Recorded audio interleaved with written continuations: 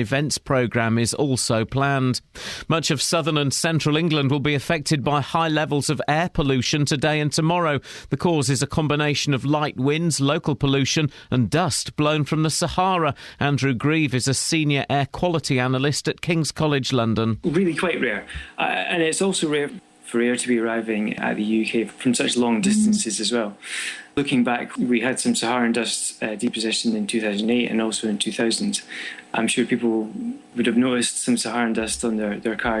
A tsunami alert has been issued following a massive earthquake 60 miles off the coast of northern Chile. The quake, measuring 8.3, is the most powerful recorded so far this year. There's a call this morning for 20 miles per hour speed limits in all urban areas. According to a survey by the road safety charity Break, nearly 80% of people think 20 miles per hour should be the norm around schools, in residential streets and in village, town and city centres. A Buckinghamshire barmaid is due to celebrate her 100th birthday later this month at the pub where she still works. Dolly Saville from Wendover does 3 shifts a week at the Red Lion in the town, having started there more than 70 years ago. Captain Fode, he was my first boss, and he said, "I think now, Dolly, you could start to serve." So I said, "Oh, no." I said I should give him the wrong change because I was a dancer at school. And he said, "No, you'll be all right." In sport, Luton are closing in on the conference title after 2 late goals gave them a 2-1 victory at Dartford, with the winner from leading scorer Andre Gray. I managed to get a good header on it and it's gone in, so happened at a perfect time as well, and we've got the resilience now to hold out games and just see them out, and we just got to do it for 3 more games now and we'll get over the line. Stevenage are off the bottom of League One but still in the relegation zone after a goalless draw at home to leaders Wolves, and Manchester United drew 1-1 at home to Bayern Munich in the first leg of their Champions League quarter-final. The weather: early mist will lift through the morning, followed by sunny spells but with a chance of thundery showers, a maximum temperature 18 degrees Celsius, and you can get the latest news and sport online at bbc.co.uk/3 counties. BBC Three Counties Radio's big tour of beds, hearts and bucks. It's a lovely place to live. You've got the river in front of you. It's all about where you live. I personally can't say a bad thing about it. And all this week we're featuring Shefford and Chicksands. Surrounded by wildlife, with lovely vistas to look at. It's a really friendly, lovely place to come to. The big tour of beds, hearts and bucks. BBC Three Counties Radio. What a great idea! A shoe built on blocks. I'll call them Blocker Boots. We'll sell 1 million. Blocker Boots, Blocker Boots, Blocker Boots, they're in fashion today. Blocker Boots are neat. They go with your feet. Blocker Boots are so high. They've made 1 million people buy. Blocker Boots, Blocker Boots, Blocker Boots, they're in fashion today. Fast. Buy Blocker Boots! Seriously, only you guys that tune in from the start of the show get that bonus material. The losers that tune in at 7 o'clock, they don't get that gold.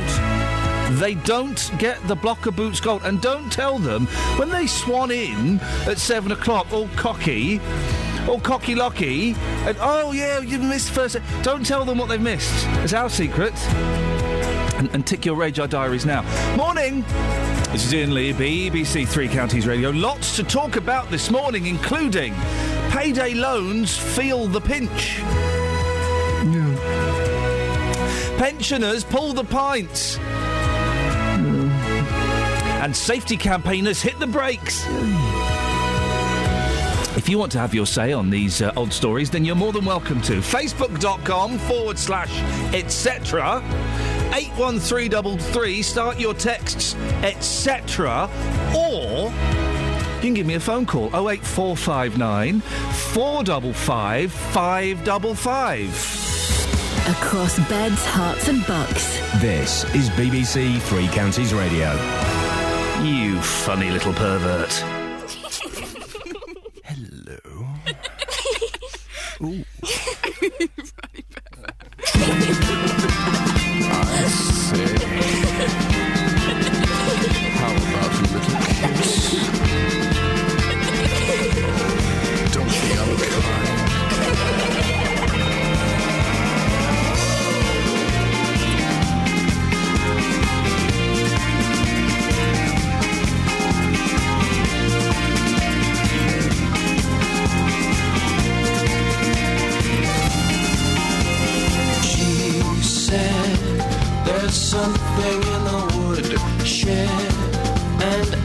can hear it breathing.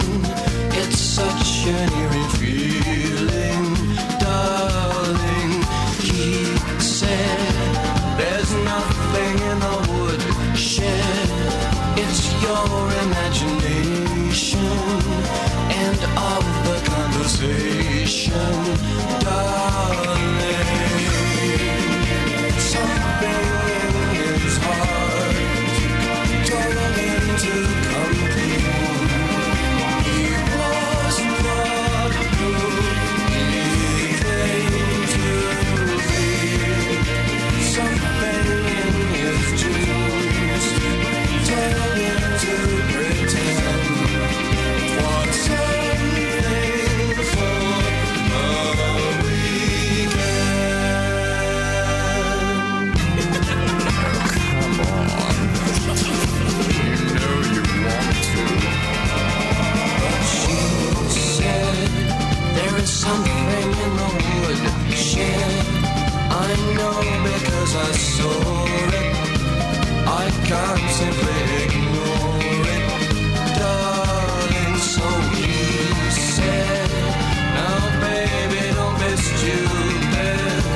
Get this into your sweet head. There ain't nothing in the woodshed except maybe some good. Something in his heart told him to come clean. He was not who he claimed to be. Something in his dreams told him to pretend for something for the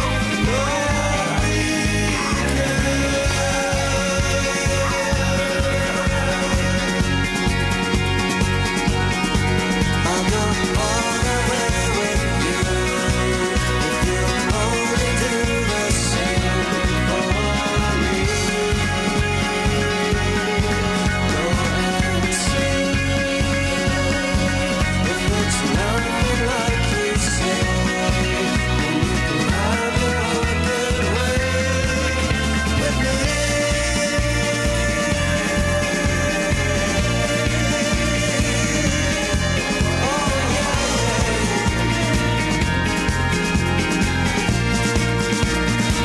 It's something for the weekend.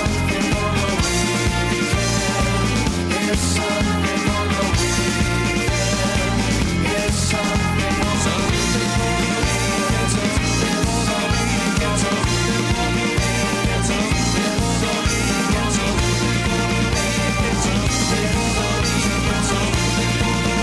something for the He went down to the woodshed. They came down hard on his head, gagged and bound and left for dead. When he woke, she was gone with his car and all of his money. I'm going to make that happen. I'm so...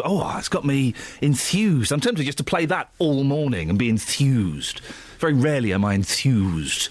Lots to talk about this morning, including thousands of pounds, yours today, with an interest rate of just, 5,000%? What could possibly go wrong? Well, plenty, according to the financial watchdog, the FCA.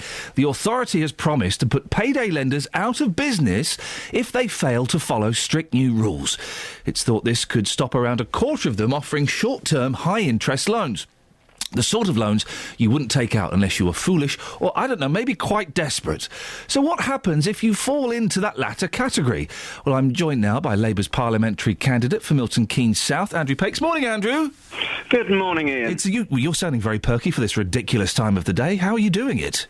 I've got a big mug of coffee in front of me. Yes, I'll put an order in for one of those. There is a market for these loans, isn't there, Andrew? Absolutely. And what we know is that, with prices rising faster than wages, lots of families in Milton Keynes and across the Three Counties area are really struggling to make ends meet. And what I see and what I hear from Citizens Advice, from Step Change, the debt charity, is that lots of people, facing that desperation, are turning to payday loans. And while some people get the money they need and it all works out fine, a number of people are being really trapped badly in escalating loans and a cycle of debt.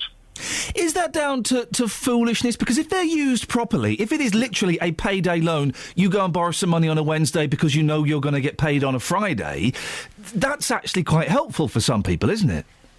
But what we need are fair rules. We need the big companies to involved in offering out payday loans to do exactly what these new rules say. That when someone comes in for a loan, that they do the proper checks, they explain the small print to people before they take out a loan. So anyone borrowing money explicitly knows exactly what they're getting into.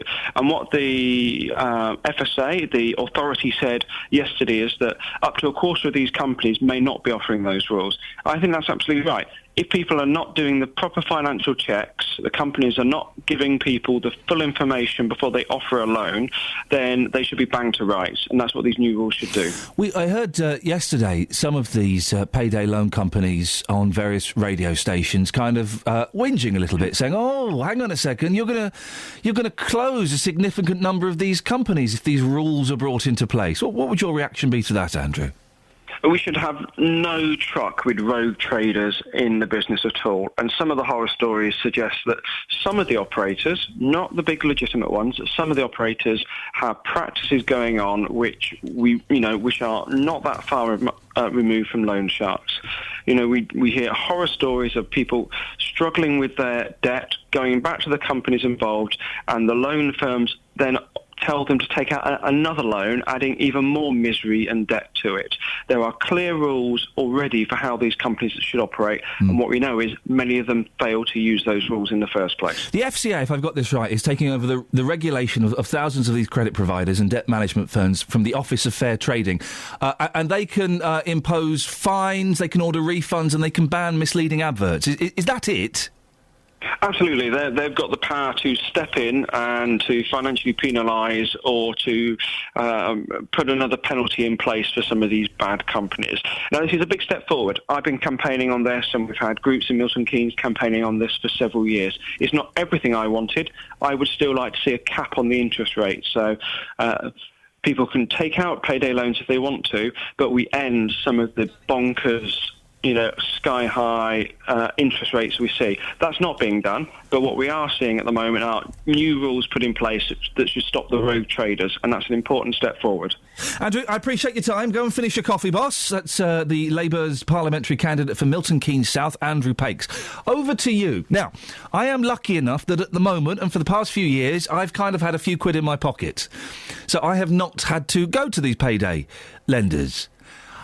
I'm guessing that some of you listening to this possibly have had to do that, possibly in the middle of doing it now. Can I ask why? Very simple question, why? Why have you used payday lenders?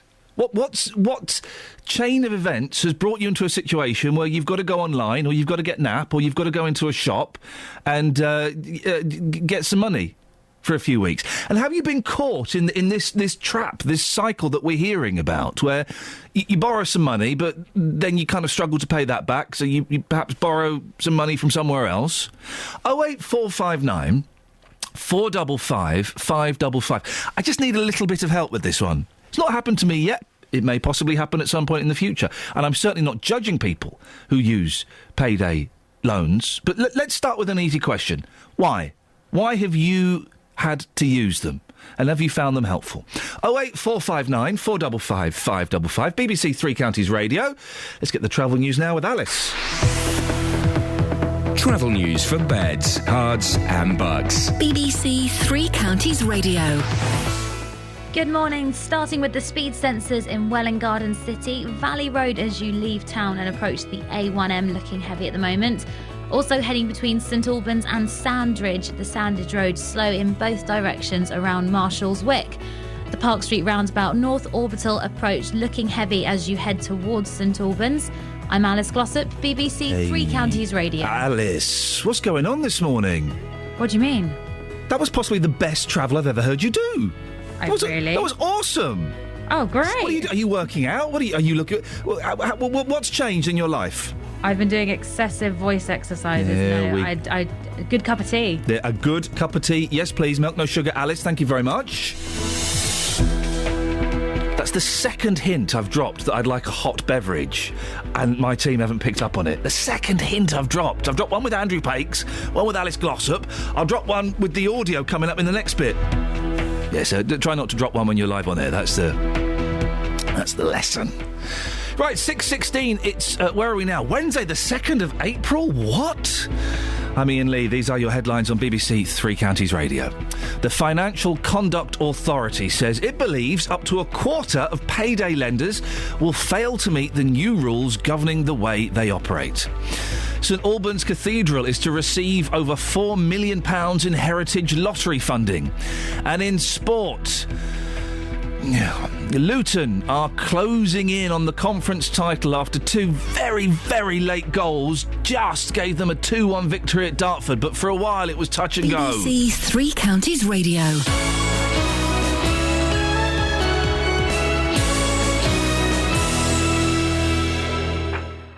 Original British drama on BBC One. The Great War's volunteers didn't all choose the battlefield.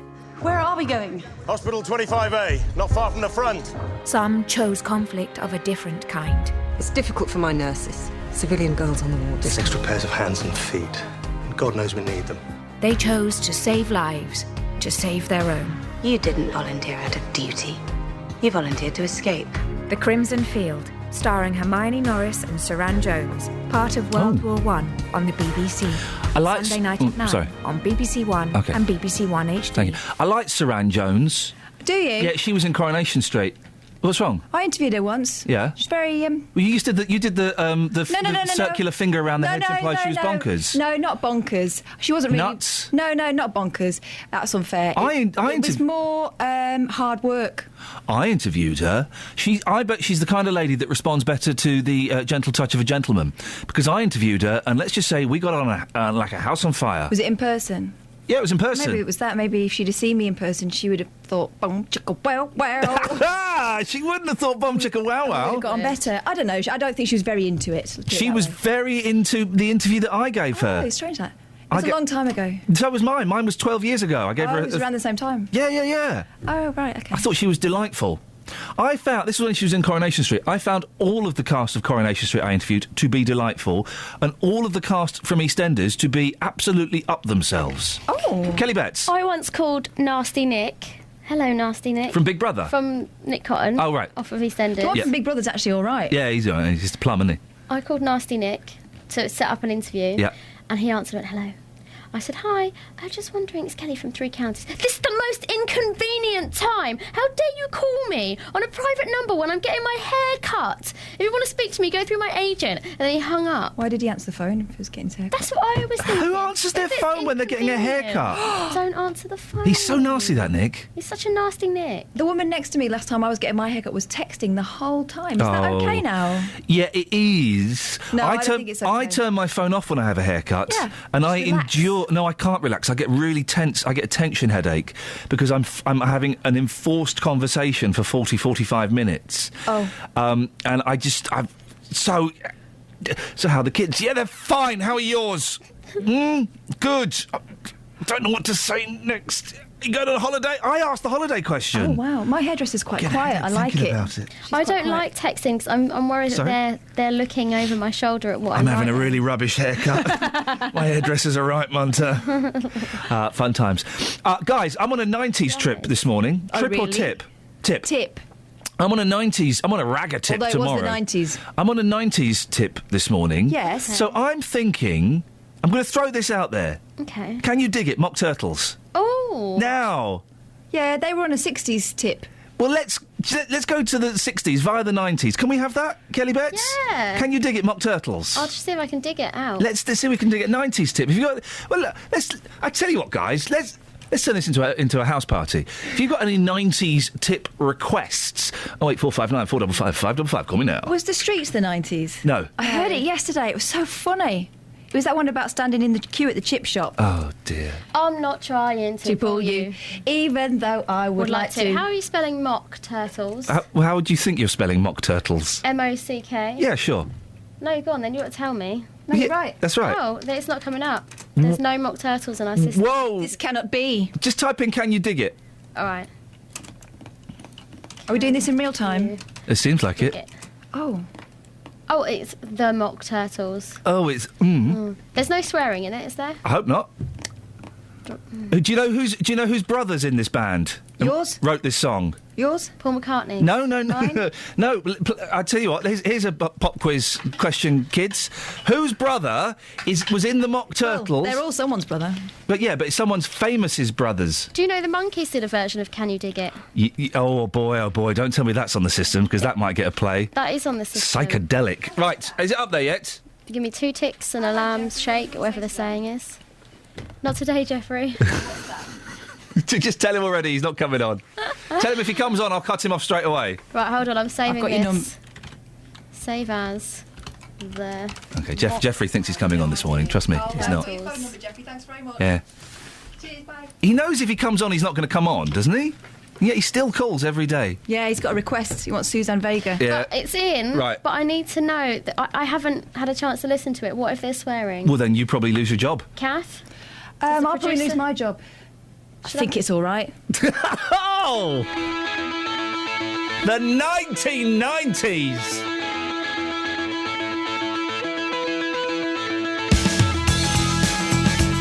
Whose famous brother? No. Whose... Someone's famous's brothers was in this band. Whose?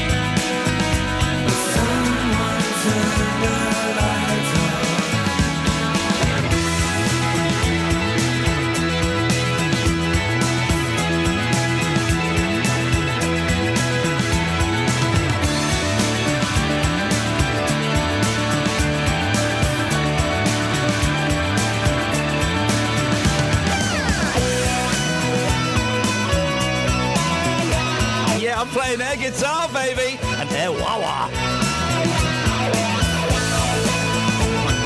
But who is his famous brother? Which bird lays the biggest egg?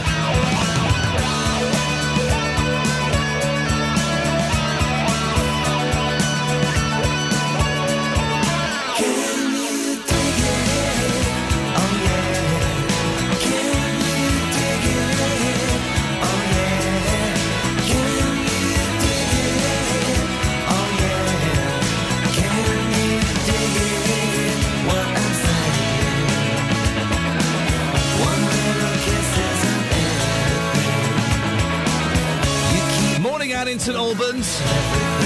Can you dig it?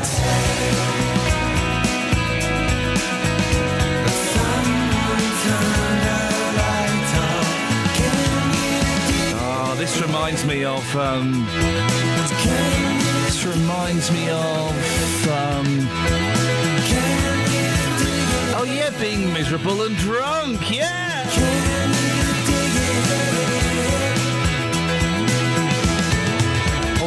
But who was his famous brother?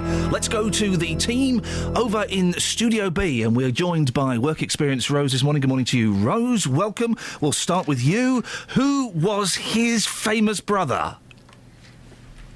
I have absolutely no idea. That's the incorrect answer. Let's go straight to Kelly Betts. Kelly Betts, who was his famous brother? Lily Savage. Oh, do you know what? You're not a million miles off. Catherine Boyle, I'll give you a clue. The gentleman's name in the band is Brendan. Titchmarsh. Coogan. Steve Coogan's brother. Alan Titchmarsh. It's Brendan Coogan. What's he singing about digging for then? It's Steve Coogan's brother. Charlie Dimmock. No. Really? Yes, it is, Kelly. Thank you. Wow. Brendan Coogan. I wonder who's their favourite out of which one the parents favour. Well, probably Brendan for a while. Yeah. And then Steve. and then Steve. 08459 455 555. It's 90s morning on BBC Three Counties Radio. We'll take some requests. My dad used to work with the bloke from the farm. Not a farmer, the saxophone one. Now, the way things are with the What? No, the trumpet. OK, we haven't got time to do this thing now. Do it. Right. The way... the farmer are awful. Get on their groovy train, for goodness sakes. The way things are with the economy, it means many of us will have to work longer than we planned. But one woman from Buckinghamshire has taken that to extremes. Barmaid Dolly Saville is about to turn 100. Oh. For 70 of those years, she's been pulling pints at the Red Lion in Wendover, where she still works 3 shifts a week. It's not bad, considering she didn't fancy the job in the first place. And we sent our reporter Ben Nye to have a chat with Dolly. Captain Fode, he was my first boss, and he said, would you... I think now, Dolly, you could start to serve. So I said, oh, no. I said I should give him the wrong change, because I was a dancer at school. And he said, no, you'll be all right. I said, no, I don't think so, thank you. He said, oh, well, we will see.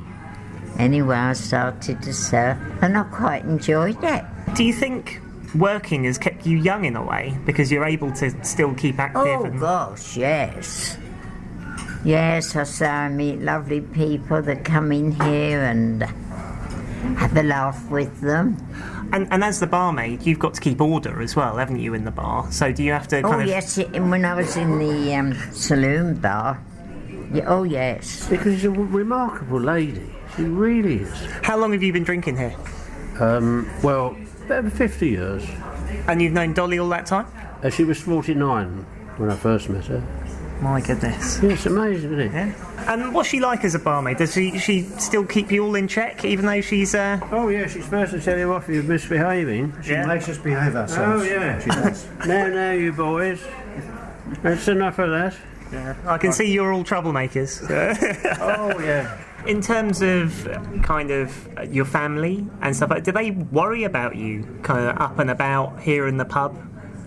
No, no. If they tried to get you to put your feet up, would you tell them where to go? We might do. So what about I wouldn't listen to them, and they know I wouldn't, you see.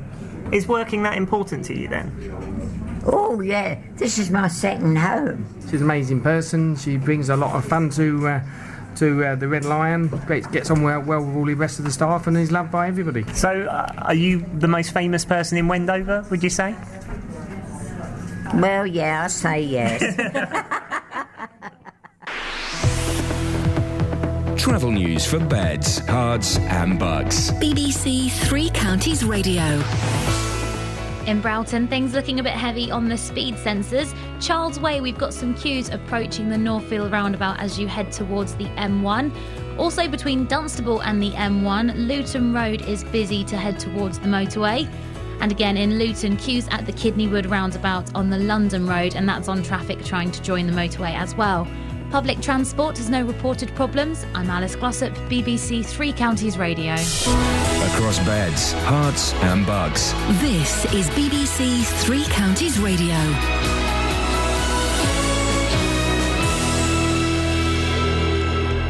It's 6:30. I'm Simon Oxley. Up to a quarter of payday lenders will fail to meet the new rules governing the way they operate, according to the Financial Conduct Authority. St Albans Cathedral is to receive over £4 million in heritage lottery funding. 10 projects nationwide will receive a total of £30 million under plans announced this morning.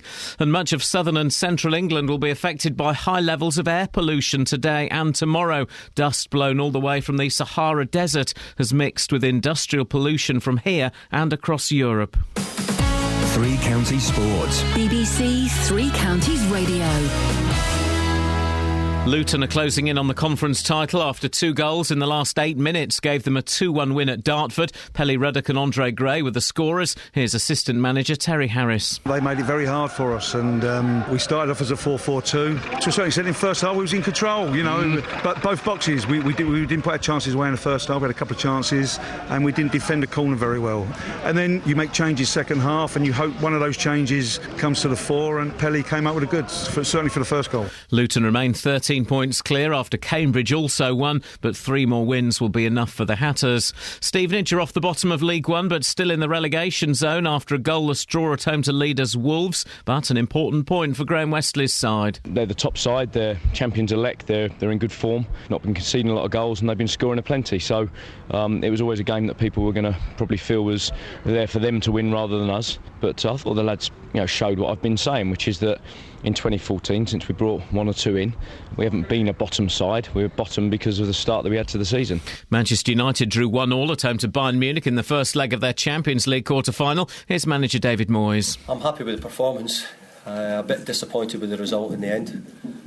I thought the players put in a great effort, great commitment tonight. A bit disappointed we maybe could have taken one of the other chances in the game we had. But we played a very good team tonight in Bayern Munich, and I'm sure everybody saw that tonight as well. Tonight, Chelsea are away to Paris Saint-Germain. Hemel Hempstead are 9 points clear at the top of the Southern League Premier Division after a 2-0 home win over Chippenham. And Tiger Woods will miss the US Masters later this month after having surgery on his back. It will be the first time in his career that Woods has missed the Augusta showpiece. BBC Three Counties News and Sports. The next full bulletin is at 7. Across beds, hearts and bucks. This is Iain Lee. BBC Three Counties Radio. Boing, boing, boom, chicka, boom, chicka, boom, chicka, boom, chicka, boom, chicka, boom, chicka, boom. Remix. Rewind. 90s morning on BBC Three Counties Radio. We've just decided. So far, we've had the Divine Comedy. Then we had the Mock Turtles, Can You Dig It, which was a great tune. That was a good song. We're going to end before 7 o'clock with a classic tune. Wonder Stuff. Size of a cow. Oh, wow. Look. What's that face for? Well. Go on. It reminds you of past loves. Well, yeah. First boyfriend was obsessed with the Wonder Stuff. Yeah. And thought it was cool to sort of behave like that. Behave like Miles man. Hunt. Yeah. Miles Hunt, there's an unfortunate name, isn't there? I got into a Twitter row with Miles Hunt, the lead singer from The Wonder Stuff. Really? Because a few years ago, But he's such a reasonable, mild-mannered man. This is about 10 years ago. I went to see them at the Forum, okay, The Wonder Stuff, the reformed one. This was 10 years ago, 2004. 4. 25 quid a ticket. So I spent 50 quid on 2 tickets, right? They didn't play the hits. They didn't play Size of a Cow. They didn't play Welcome to the Cheap Seats. Right? The only 2 songs I know. So we went through the whole concert, the whole 6 songs from the new album, went through the first encore, went through the second encore, and we went home angry and disappointed. Right? He knew that you knew that he knew he wasn't doing it. So then a couple of years ago, I mentioned this on Twitter, and someone forwarded it on to Miles Hunt. So we ended up having a row, both about us being, our careers may have, maybe slightly stalling, and then I apologised. He said, "Oh, it's fine," and we became friends. Real not friends? Friends. I'm not going to go around there for a cup of tea. Friends like that friend of yours that we had on the other day. Which friend? Tony Mortimer from E17. Yeah, good friend of mine. Good friend of mine. Jeffrey's on the line. Morning, Jeffrey. Morning, Jeffrey. Morning. Not today, Morning. Jeffrey. That's not very nice. Biggers is in Hemel. Morning, Biggers. Hello, fella, how you doing? Hey, Biggers! How you doing, fella? That is Biggers. That is a proper 90s name. Twisting my melon, man. You talk so hip, you're twisting my melon, man. Call the cops. So, how you doing, ladies? He's talking to you, ladies. Hi. Word up. Good. Biggers, it's great to have you on board, brother. Hello, fella, how you doing? Oh, mate, I'm exactly the same I was 20 seconds ago. Brilliant. I've got a tune for you, mate. Yes, go on, boss. I'll just give you a clue. Step on Happy Mondays. That must have been the greatest anthem of the 90s, surely. Oh, is that your clue? Is that your clue? Step on the Very Happy good. Mondays. That was a song and a half, mate. Is that? Are you? Sorry, I'm confused. Is that clue leading towards the Farm Groovy Train? What about the Farm All Together Now? Now that was a tune, wasn't it? That was that Farm All Together Now was a great song, wasn't it? Yeah, that was featuring Pete Wiley, wasn't it, Ian? Huh? That was featuring Pete Wiley as well from the Wild, wasn't it? It did feature a little bit of Pete Wiley. I suspect, Biggers, that this morning is kind of, it's like the sun has gone down and Dracula has risen from his coffin. It feels like you've been reanimated after 25 years in hibernation. Is it right? That's it, mate. It Good. feels like that to me. I tell you what we've got. We've got the Groovy Train, or we've got Step On by the Happy Mondays. What do you want? It's got to be Shaun Ryder, isn't it? There we go, boss. There we go. Thank you very much. Featuring Bez, one of the most unpleasant gentlemen I've ever had the displeasure to meet. Kath doing the dance! My melon man. You know he talks so hit, man. You twisted my melon man. Call the cops.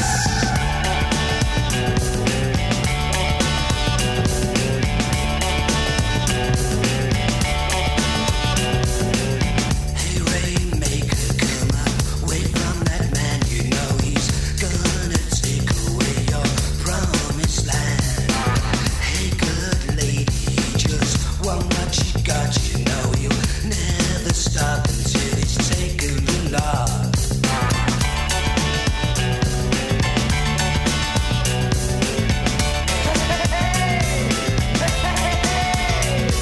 Stand at your fire, you can change your desire. Don't you know it can make you forget you're a man? Gonna stand at your fire, you can change your desire. Don't you know it can make you forget you're a man?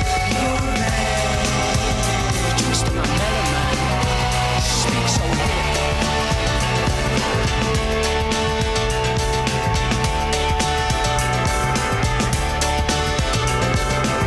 Hey, Rainmaker, you got golden plan. I tell you, you make a stranger in your own land. Hey, good lady, you got God on your side. You got a double tongue, you never think you would lie. Oh, you lied. Ooh, it's just my melon man. You lied. Ooh, it's just my melon man. You can stand at your fire. You can change your desire. Don't you know it can make you forget you're a man? Gonna stand at your fire. You can change your desire. Don't you know it can make you forget you're the man? You're the man.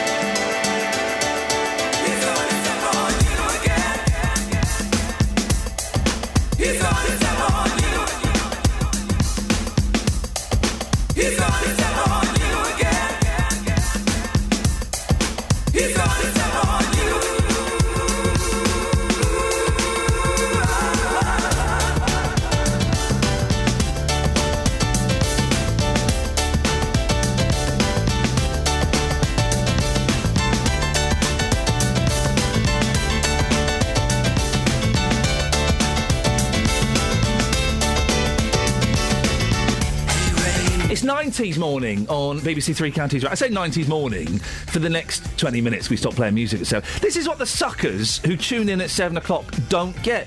They don't get blocker boots. They don't get 90s morning.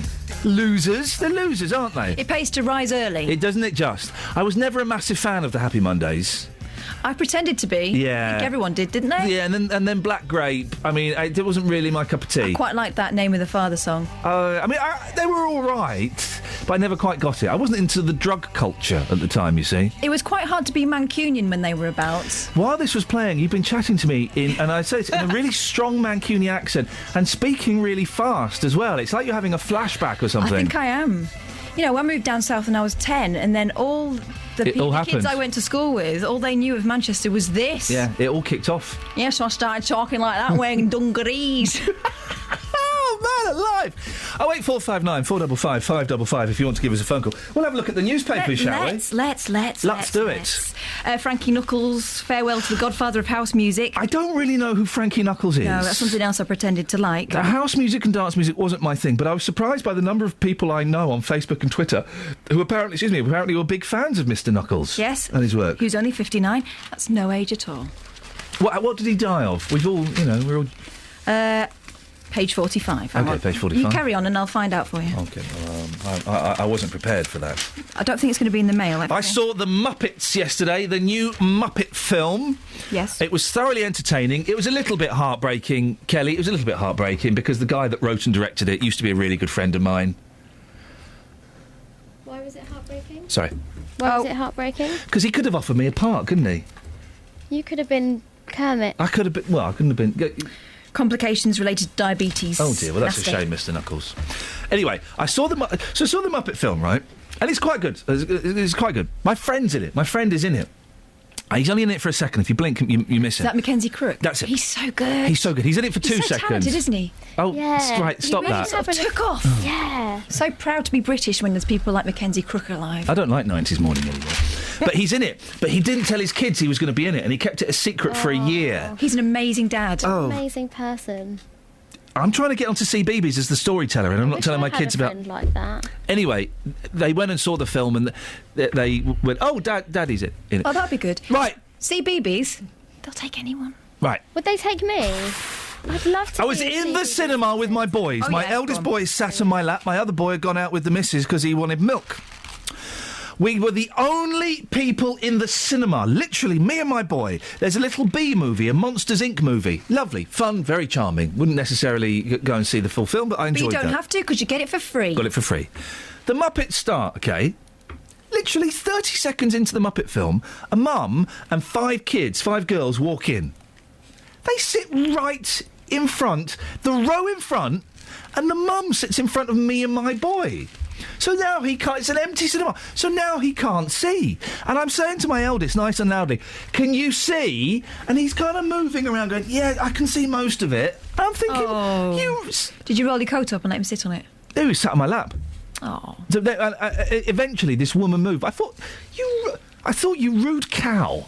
Yeah, I know, I thought bad words. Gosh. Why would you come and not only just sit in the row in front of us, but sit directly in front of a 4-year-old child, you sick woman? I know what you're saying.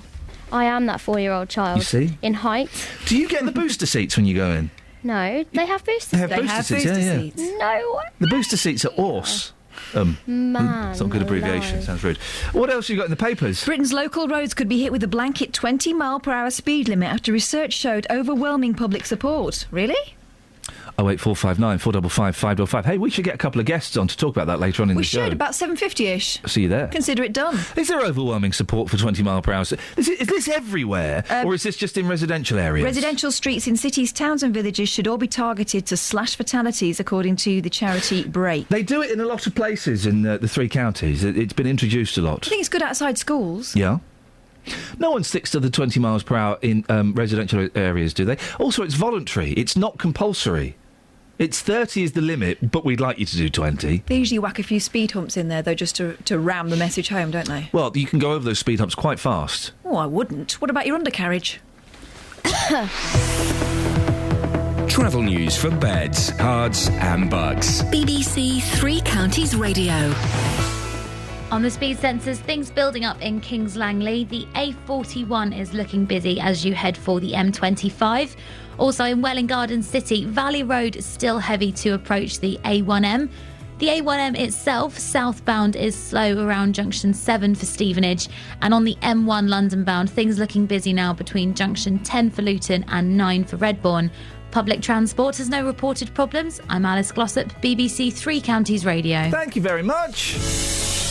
6:46, it's Wednesday, the 2nd of April. I'm Iain Lee. These are your headlines on BBC 3 Counties Radio. Up to a quarter of payday lenders will fail to meet the new rules governing the way they operate. That's according to the Financial Conduct Authority. St Albans Cathedral is to receive over £4 million in Heritage Lottery funding. And in sport, Stevenage are off the bottom of League One, but still in the relegation zone after a goalless draw at home to leaders Wolves. Coming up, more 90s musical memories. Well, the Wonder stuff. But before that, let's get the weather with Georgina. Beds, Hearts and Bucks weather. BBC Three Counties Radio. Good morning. First of all, there's a high pollution count pretty much across the region, but we've also got a high pollen count as well for hay fever sufferers out there. Do beware. Mist and fog to start off with. Once that clears, we should have quite a bright start to the day with some sunny spells around. It does start to cloud over this afternoon, though, and there are a few showers lurking in the background too, but not all of us will see them, of course, with temperatures expected to reach 17 or 18 degrees Celsius. And tonight, we've got some clear spells. It should be largely dry. It does start to cloud over as we head towards the morning, though, with temperatures down to 10 or 11. And tomorrow, a cloudy day generally tomorrow. Some showers around to start off with, becoming more frequent and heavy in the afternoon and evening, with temperatures reaching 16 degrees Celsius. But 1 or 2 showers around on Friday. Saturday, a very showery day. It's going to be quite breezy as well, although we should still have some bright spells. And Sunday, not a particularly pleasant day, quite windy and wet. We have got high pressure building, though, in the middle of next week, so we've at least got some settled weather to look forward to again. That's your latest forecast.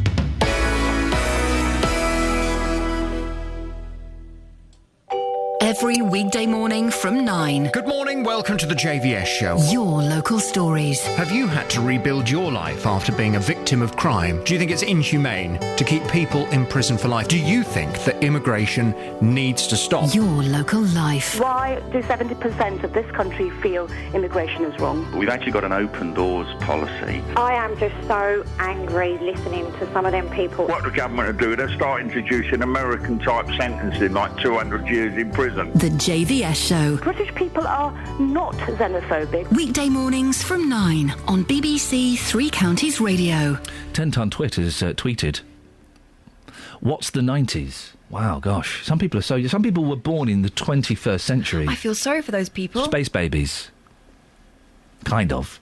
Shall we have the Wonder stuff, size of a cow? You don't like this one. I love this. I do like it, but I might just have to have a moment to myself. No, I've got a better song. Oh. Can you... Oh, OK, I've got a better song. Oh, I'm excited. This is a great song. Okay. We may not have this on the system. Airhead, Funny How. Do you know this song? I might remember it when it's played. I tell you why, because this was on my Getting Ready tape. Oh, I see. And the Wonder stuff was on there, Size of a Cow, and Welcome to the Cheap Seats. But then it had Airhead, Funny How. How's it go? Well, hang on, it goes like this. Oh! This is such a good song! Okay. We'll do that bit, and it goes like this, but not yet. I'll tell you. Okay. Okay. Do you want to hear something from the newspapers? Yeah, go on. Okay. Over 400,000 middle-class young workers are waiting for an inheritance to buy a home. Sorry. So they're waiting for their parents to pop off. Oh, man. With parents and grandparents living longer, they're spending many more years paying rent because they can't raise a deposit. That is a very dangerous game, isn't it, hanging on for your inheritance? Yeah. I know a few people who have seen that backfire. Yeah, I'm watching my inheritance just disappear.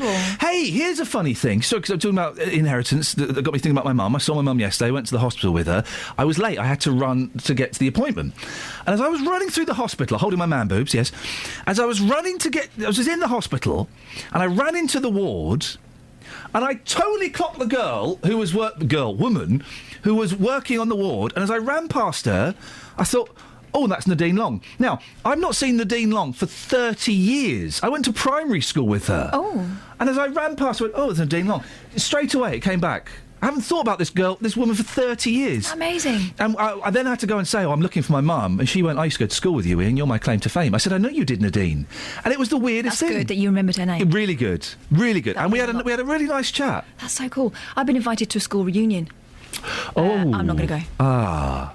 Hey, Iain. Yeah? How does that song go you were telling us about? What, Airhead, Funny How? Yeah. Goes like this.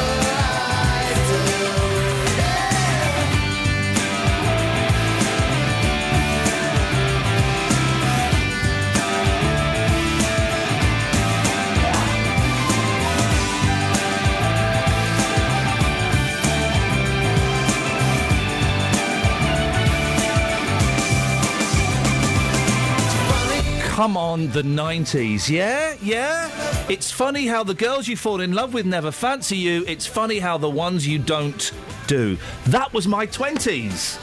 That was my 20s. He's described there.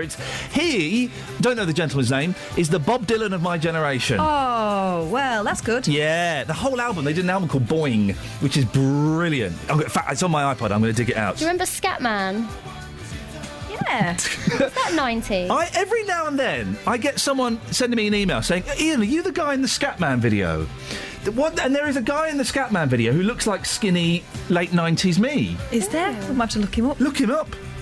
Now, while this is playing, Catherine and I have got a little bit maudlin, remembering... the good old days. The good old days, our lost youth. Good old days, actually. It was quite difficult at times. People that we could have snogged, should have snogged and didn't snog. No, you're talking about this being the story of your life. Yeah. I spent my 20s not realising that opportunities were being presented. This is what I think. When you die, okay, and you're waiting to go into heaven, they punish you by putting on, and it's a VHS tape of all the opportunities that you had that you didn't realise to snog people you really fancied. I used to, when I was at university, I used to have a lot of male friends who I just hang out with. Yeah. I don't think we were just hanging out. They were too shy to get in there. Wow. Yeah. Shy. Hush, hush. I do I. You also realise as you get older that you weren't as bad looking as you thought you were. Oh, no, I was bad looking. Oh, I was hot when I was younger.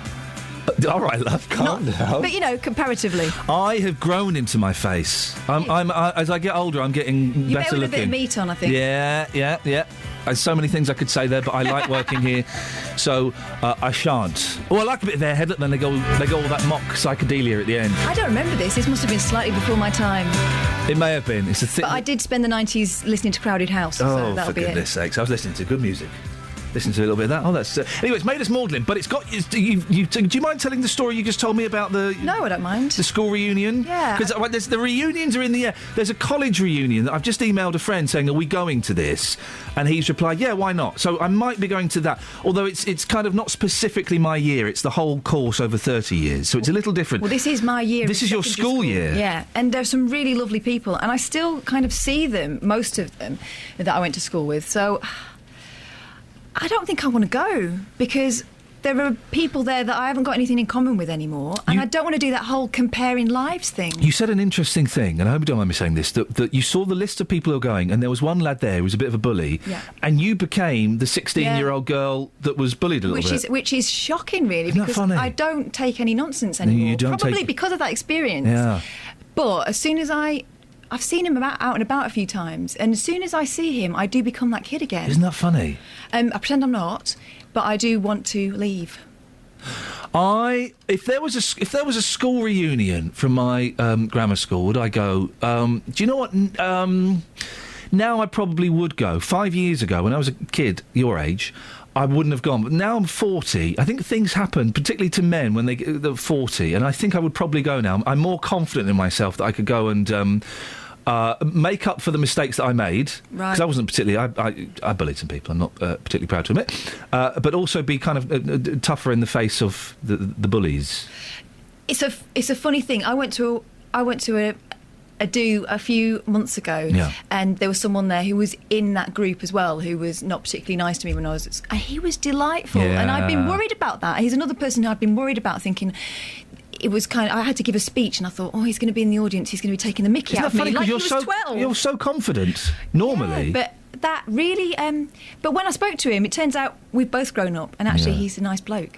I think most people become nice. Especially when you've got kids, you realise what a toe rag he used to be. Let's put it out there, not necessarily about your case specifically, Catherine, but have you been... Would you go to a school reunion, and have you... What was it like if you've been to one? And if you wouldn't go to one, why? Yeah, should I bite the bullet? Because maybe I'm holding myself back now.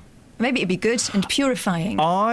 I personally think it would be... I mean, it's your decision. I think it would be good for you. I think it would be cathartic. I would certainly like to lay some ghosts to rest, I think.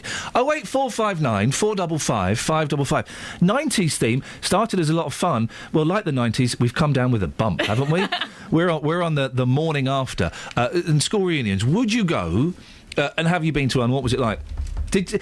Surely most people go just to see their first boyfriend or girlfriend and try and cop off with them again and show them, actually, I've become quite a good lover now. Really? Yeah, Isn't that what on that? I was 17 at the time, now I'm 40 and I've learnt a few tricks, baby. Isn't that what they would do? That's what you do, I think. 08459 455 555. Travel news for beds, cards and bugs. BBC Three Counties Radio. The M1 very busy between the junction 10 for the Luton Spur Road and 10A for the Kidneywood roundabout. It's also causing congestion on the London Road as you approach the roundabout. The M25 anti-clockwise slow going between junction 17 for Maple Cross and 16 for the M40. On the speed sensors in Harpenden, the High Street looking slow in both directions around the Station Road, and also in Dunstable on the A5, both directions looking very heavy around the Luton Road. Public transport has no reported problems. I'm Alice Glossop, BBC Three Counties Radio. Alice, you probably you weren't around for the 90s, were you? I was a child in the 90s, yeah. I was born in 1990. Oh, gosh. Speak to you later, Alice. Thanks very much. Oh, that's made me feel so old. Someone was born in 1990? When I was 17? Wowzers. Would you go to a school reunion? Have you done it? Was it as bad as Catherine's expecting? We'll find out more after the news. Local and vocal across beds, hearts and bucks. This is BBC Three Counties Radio.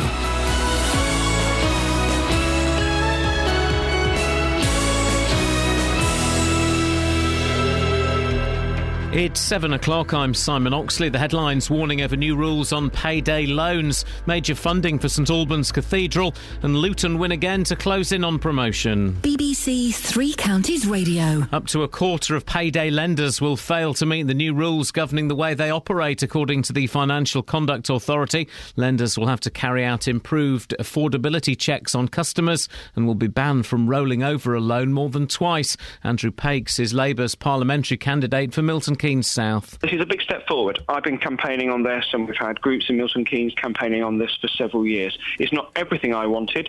I would still like to see a cap on the interest rate. So people can take out payday loans if they want to, but we end some of the bonkers, sky-high interest rates we see. St Albans Cathedral is to receive over £4 million in heritage lottery funding. 10 projects nationwide will receive a total of £30 million under plans announced this morning. The £4.2 million for St Albans will fund conservation work at the cathedral, and an education and events programme is also planned. Much of southern and central England will be affected by high levels of air pollution today and tomorrow. Dust blown all the way from the Sahara Desert has mixed with industrial pollution from here and across Europe. Dr. Richard Vaughtry is from the British Medical Association. Air pollution can cause and exacerbate patients' existing lung disease, particularly asthmatics and those with chronic lung disease known as COPD. They can often experience exacerbations of their symptoms with seasonal changes. A tsunami alert has been issued following a massive earthquake 60 miles off the coast of northern Chile. The quake, measuring 8.3, is the most powerful recorded so far this year. A charity is calling on the government to introduce a 20-mile-an-hour speed limit in all urban areas instead of 30. Break is taking its campaign to Parliament today. In a survey, the charity found that 80% of people think 20 miles per hour speed limits should be the norm around schools, in residential streets and in village, town and city centres. A Buckinghamshire barmaid is due to celebrate her 100th birthday later this month at the pub where she still works. Dolly Saville from Wendover does 3 shifts a week at the Red Lion in the town, having started there more than 70 years ago. Captain Fode, he was my first boss, and he said, "I think now, Dolly, you could start to serve." So I said, "Oh, no." I said I should give him the wrong change because I was a dancer at school. And he said, "No, you'll be all right." In sport, Luton are closing in on the conference title after 2 late goals gave them a 2-1 victory at Dartford, with the winner from leading scorer Andre Gray. I managed to get a good header on it and it's gone in, so happened at a perfect time as well, and we've got the resilience now to hold out games and just see them out, and we just got to do it for 3 more games now and we'll get over the line. Stevenage are off the bottom of League One but still in the relegation zone after a goalless draw at home to leaders Wolves, and Manchester United drew 1-1 at home to Bayern Munich in the first leg of their Champions League quarter-final. The weather, early mist will lift through the morning, followed by sunny spells but with a chance of thundery showers, a maximum temperature 18 degrees Celsius, and you can get the latest news and sport online at bbc.co.uk/3 counties. BBC Three Counties Radio's big tour of beds, hearts and bucks. The old railway used to run through here years ago, and a lot of people remember that. It's all about where you live. I do know a lot of people in Shefford from when I was younger and that. And all this week, we're featuring Shefford and Chicksands. Friendly, especially the people who are established here. The big tour of beds, hearts and bucks. BBC Three Counties Radio.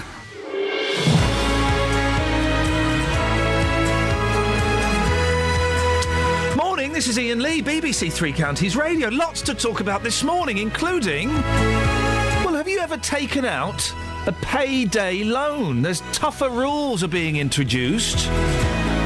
Saying earlier, so far I've been dead lucky. I've never needed to take one out. Never say never. But have you used a payday loan? I'd love to know why. And was it helpful or was it harmful? 08459 455 555. There are calls to introduce 20-mile-per-hour speed limits in more places. But do they actually save lives? And Catherine's got a dilemma. She's been invited to her school reunion. She's not that keen to go. I'd love to hear your stories about if you've been to school reunions, what was it like?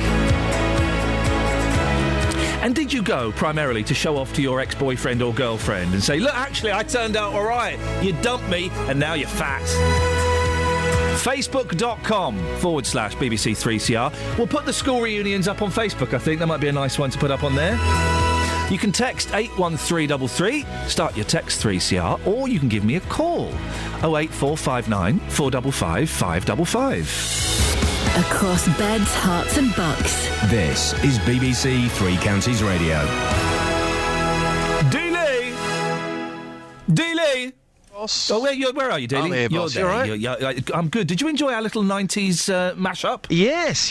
Can You Dig It by the Mock Turtles. That one took me back. Because that was a good tune. The album, I remember being a stinker, as a lot of the albums were in the 90s by these indie bands. The albums weren't very good, but they would have 2 good tracks on there. Yes. And that was one of them. We enjoyed that. We enjoyed that so much, Justin. I got a text from Neil saying, Neil, Iain, loving the 90s tunes. How about a bit of Pulp? And we forgot Pulp. Yes. So we've decided. The rest of the week is 90s week. Yes. And tomorrow, it's the ladies of the 90s. Oh, yes. Bit of Elastica, bit of Echo Belly. Yeah. Bit of Whitney, maybe? No. We're kind of going, it would appear, more down the sort of indie, kind of homegrown talent. Right, OK. Really. Although I have to say, I saw the Muppet movie yesterday. Very, very funny. Celine Dion was hilarious in it. Celine Dion was hilarious in the Muppet movie. There's a sentence I never thought I'd say. Wow, that's incredible. Celine Dion funny? Yeah, she was really, really funny. Completely over the top and wonderful. Mind you, it's a bit like that record from Titanic. That was quite funny as well. Yeah. Everyone was crying over that record. Come on, guys. It's a record. Stop crying over it. Stop crying over it. I don't have a cup. I'm just putting my coffee order in. I don't have a cup, but I'd love a cough. Just putting the order in. Got to do that. You've got to put the order in. Now, Justin, we've got you on for anyway, you might want to get some bits and pieces on 90s for us for the rest of the week. Anyway, Absolutely. Some more serious stuff we're talking about. It's thought that a quarter of payday loan companies could stop offering their short-term, high-interest loans for fear of being shut down by financial watchdogs. The Financial Conduct Authority has now got the power to impose unlimited fines, order refunds, and is promising to put lenders out of business if they fall out of line. But there's clearly a market for these kind of loans. If you've used a payday loan this morning, or if you know somebody that's used a payday loan, could you give me a call? You can change your name if you'd rather. 08459 455 555. Did you use it in the way it was intended? I guess it's supposed to be you're a bit short on a Wednesday, but you know you're getting paid on a Friday, so you go and borrow 150 quid and then pay it back as soon as you get paid. Did you use it like that? Was it helpful just to kind of, tide things over for a couple of days? Or did you get caught in the trap?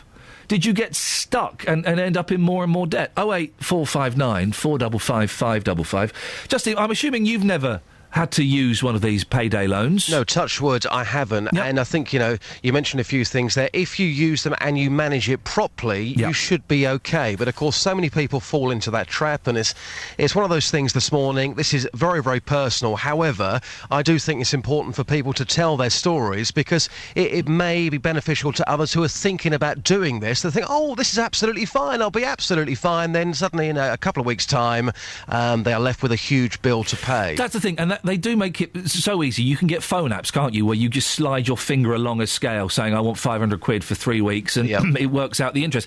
You've been speaking to people about this morning. Just what have they been saying? Well, not very nice things, to be fair, Ian. Here's somebody I spoke to just a moment ago about this. I would never take one out. My friend took one out for £100, ended up paying nearly £800 back because he missed a payment. So he's paying more and more and more and more and more. Let's just do the maths on that again. You said your friend borrowed £100 and ended up paying £800 back. Yeah, because he was in financial difficulties at the time. And eventually, what he should have done in the first place is what he done at the end of it, is he went to his family, his own mother, who helped him to get out of this. He said he would never do it again. Never do it again. And did you warn him to start with, don't do this? I told him not to do it. He goes, he said, I'm desperate. I said, it's £100. I said, come on, it's £100. I couldn't personally help him at the time. I wished I could have done. But in saying that, of course, if you can pay the money back quickly, I suppose they're okay. They fit the purpose, don't they, to a certain degree? Yeah, I suppose so. But if you can ask, if you can pay it back quickly, then you're better off asking. Maybe you've got a friend, maybe you've got family. Go to them first. The payday lender is the very, very last option you've got. It's the bottom run. I mean, there could be people listening to this right now who are thinking about taking one out today. Just describe to our listeners how bad that experience was for your friend. I mean, what sort of state was he in whilst he was trying to pay that back? At the time, he was renting out a flat. He never had to move out his flat, but if he didn't go to his mum, his own mother, who helped him, he would have had to move back home and try again. He had difficulties getting to work and everything else, and the repayments are so high. I won't get it. I find it all sometimes I find it all amusing. You see it. I watch children's TV, and at the payday loans, up comes the advert on children's TV in the afternoons. And all this with your friend for £100. Oh my God almighty, yeah. And that's the thing, there are these adverts where it all looks cute and fun, and obviously the kids aren't going to be necessarily borrowing the money, but it's pester power. The kids go, hey, but Mum, you said you haven't got any money, but look, it's really easy. And also, it plants the seed in their head for 10, 15 years' time when they are older, that's an easy way to get cash. Absolutely. Nowadays you can get money so easy. There we heard a story about £100. All he had to do was go to his mum in the first place, but of course pride or whatever that reason may have been put him off speaking to his mum, and he ends up paying £800 back. If his mum hadn't have been there, he would have lost his home. It makes you wonder, well, if his mum didn't have money there to help him, then what would have happened? So the story would have got even worse, all for £100. I'd love to hear your stories on this morning. 08459 455 555. Nia says on Facebook, I would never ever use one of these, and those who do are idiots. I think that's a little harsh because, but for the grace of God. You wouldn't go and do one of these, borrow money from one of these places unless, I would imagine, you're absolutely desperate. Absolutely. It could be Christmas time. We often talk about this at Christmas time. If, for example, Christmas falls on the 25th, if you've got to buy presents in advance, you get paid at the end of the month. Christmas does fall on the 25th. It does, but just clarify that. Just check the diary. It's 25th this year, definitely. But for this story, people may want to borrow money before Christmas. They get paid at the end of the month. They think, OK, I'll take out that loan quickly. Something that happens in the meantime between taking the money and getting paid, and suddenly you're paying back an absolute fortune, and you're on a slippery slope there. Only one way you're going, and that's into debt. Gary says, this is what the government has done to this country. Payday loans, food banks, bedroom tax, the list goes on. It's keep the poor in their place. Well, if you've got a story about this, 08459 455 555. Justin, while we've got you on... Excuse me. I don't know if you heard me talking to Catherine about this school reunion. Yes, I did. She's been invited to. Would you go to a school reunion? Yes, I would, actually. I think it would be great fun. Yeah. I think 5 years ago, I probably wouldn't have done it. Now, at the age of 40, if one was start, yeah, I probably would. I'm more confident in myself. Yes. And it would be nice to go and make up for some damage that I did. I'll be completely honest, and I've said this before. I'm not proud of it. I was in the middle of the bullying food chain. Oh, right. So I had, like, the real tough people would bully me. One of them is now a multi-million-pound film producer. Right. Hey, that's great to know. The guy that used to give me dead arms and would push me on the school bus, would push me up against the window on the school bus so my arms were pinned, and then he'd hold up his fingers so it looked like I was flicking the V's to everybody. Where's the karma there? Where's the karma? Well, now he's a multi-millionaire film producer. Yeah. But so that happened to me. But then I was thoroughly unpleasant. I was a bully. I was thoroughly unpleasant to some of the people below me in the food chain. Catherine? We've got a caller, Eugene. Oh, really? Oh, about payday loans. Yeah. We'll come to Eugene in a second. Very quickly, Justin. Yeah. It would be great if we could go and find out whether people have been to school reunions, whether they think Catherine should go, whether they got fond memories of school reunions. And it's this weekend, so I do need a decision. This weekend? Oh, blimey. Well, OK. I can tell you right now, Catherine, go. You'll have a great time. We'll speak to you later on. Thank you very much indeed. We're talking about payday loans. Eugene's on the line. Morning, Eugene. Eugene? Hi. Hello, mate. Have you used these payday loan companies? Only one I ever used, just one.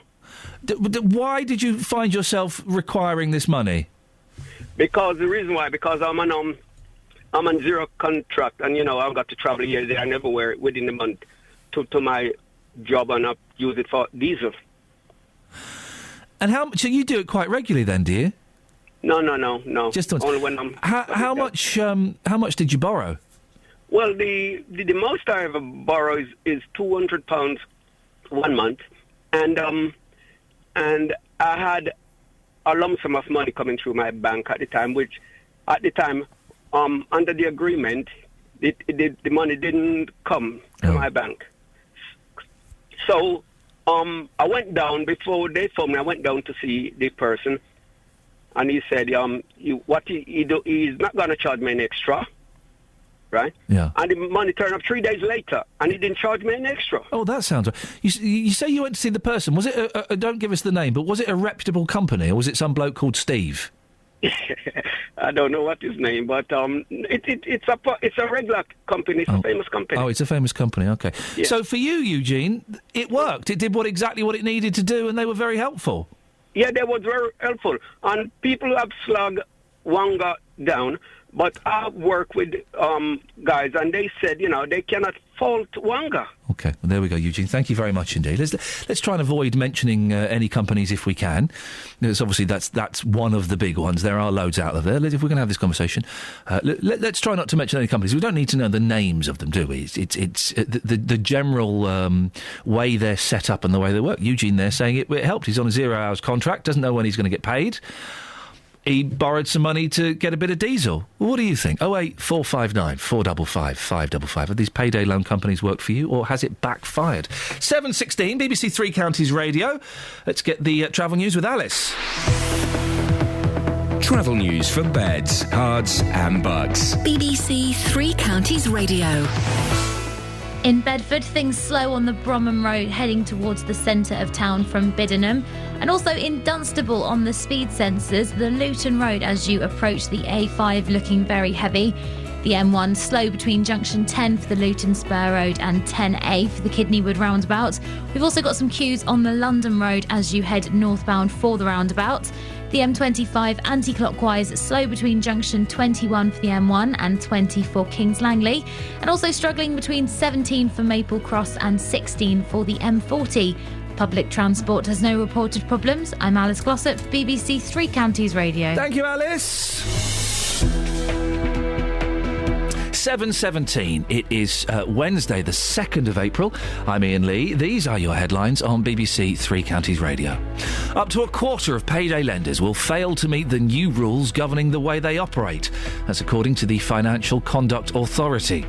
St Albans Cathedral is to receive over £4 million in heritage lottery funding. They won't have to pay that back.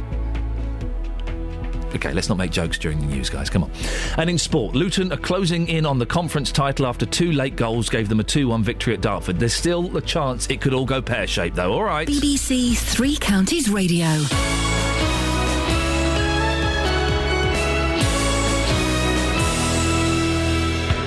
BBC Three Counties Radio's big tour of beds, hearts and bucks. It's a lovely little town. The people are all friendly. I just like the whole place. I just like where it is, it's nice and quiet. Inviting everyone to where you live. I do like the smaller shops, yeah. And all this week, we're featuring Shefford and Chicksands. We're permanently fixed in Shefford now. We're quite happy with the town. I love it. I live in Clifton, but I wish I lived in Shefford. If you've got a story everyone should hear about, let us tell them about it. Lovely properties, 13th century village that is full of character and lovely people. The big tour of beds, hearts and bucks. BBC Three Counties Radio. Across beds, hearts and bucks. This is Iain Lee. BBC Three Counties Radio. Yeah. Now, many of us dream of retiring while we're still young enough to manage a round of golf. It's funny you mentioned golf here, because I drove past a golf course yesterday, and for the first time in my life I went, oh, I quite fancy that. Getting older. You see, I'm getting older. Never fancied it. Always thought it looked like a dull, tedious, horrible middle-class game. Drove past it yesterday, I thought, oh, I fancy a bit of that. Dull, tedious and middle class? Yeah. Tony Fisher loves golf. But some people carry on working into their ripe old age. How about 100? Do you want to be working at 100? Well, that's what's happened to Dolly Saville, who's about to celebrate her centenary and her 70th year of working behind the bar of the Red Lion in Wendover. Well, she's been talking to our reporter, Ben Nye. Captain Fode, he was my first boss, and he said, I think now, Dolly, you could start to serve. So I said, oh, no. I said I should give him the wrong change, because I was a dancer at school. And he said, no, you'll be all right. I said, no, I don't think so, thank you. He said, oh, well, we will see. Anyway, I started to serve, and I quite enjoyed it. Working has kept you young in a way, because you're able to still keep active. Oh, gosh, yes. Yes, I say I meet lovely people that come in here and have a laugh with them. In terms of your family and stuff, do they worry about you? If they tried to get you to put your feet up, would you tell them? I wouldn't listen to them, and they know I wouldn't, you see. Is working that important to you then? Oh, yeah. This is my second home. Fantastic. Well, Dolly's still working 3 shifts a week, and while she might be the oldest, she's certainly not the only person in the Three Counties working into her old age. Justin Dealey has been speaking to pensioners in Berkhamsted. Well, Francis, we're here in Berkhamsted today. You're still working on the market. If you don't mind me asking, how old are you? I'll be 84 in October. I don't know nothing else. How long have you done this job for? I've been here since about 1954, 55. Wow, it's incredible. Yeah. So, at nearly 84, how long do you plan to carry on for? Till about 100, I suppose. Well, it brings me on nicely to this lady you were talking about. I don't know nothing else to say. I can't get a job anywhere because nobody won't employ me. I'm too old. I mean, some people may think this barmaid we're talking about, who's 100 years old and she's still working, is a bit strange. From what you just told me there, you don't see anything wrong with that at all, do you? There's nothing wrong with it at all. You know, there's too many people that retire at 45 and 50, but they've got no interest. What have they got? They get up in the morning, sit out in the garden, and that's about it. Well, I could be wrong here, but I think you're the type of guy, if you were to retire and sit at home, you'd be bored senseless, wouldn't you? I'd be dead in about a year. That's for certain. Well, Janet, you're 80 years old. You're still working. We're here in Bernardo's in Berkhamsted. What do you get from continuing to work? I think it keeps us up to all the modern day living, as I'm inclined to be old-fashioned in my ideas. And I think it keeps you going and just good, because it does keep you alive, interested in everything, really. Meeting people. I mean, clearly you've missed this job if you weren't doing it. Yes, I would, yeah. But when do you think the day will come where you say, right, OK, I'm 80 right now, when do you think that day will come where you say, I just don't want to do it anymore? I don't think that'll ever be. I shall always want to. Whether I'll be able to is another matter. You'll still be here at 100 then, won't you? I hope so, yeah. Listen, your customers are coming in. Thank you so much. Thank you very much. Bye-bye. He is such a flirt, that Justin Dealey, isn't he? We can talk now to John Hope from Ashfield Personnel Recruitment in Hemel. Morning, John. Morning, Ian. Hi. Dolly's 100 years old. Is that an example of the way things are going, John? Well, I just think that it's brilliant that she's still working. it's motivating her mind, her body. Why not? You know, if she doesn't want to do anything else, why should she be forced to? Dolly's been in the same job, John, for 70 years. That's got to be a rarity these days, isn't it? Yeah, I think so, yes. When I used to work in the city, and the average about 20 years ago was 3 years. I think it's probably 18 months now. Is there, on a slightly serious note, is there a chance that older workers are nicking the jobs that traditionally would have been done by people in their late teens, early 20s? I guess because maybe they're cheaper. There's an element of it, but I think Dolly's role there might be an example that she's probably filling shifts that people in their 20s wouldn't want to fill. Mm. And finally, John, what advice would you offer to someone who's thinking about switching their career in their 40s or 50s? How difficult is it? How difficult to switch your career? Yeah. Companies are still interested in finding people they can develop.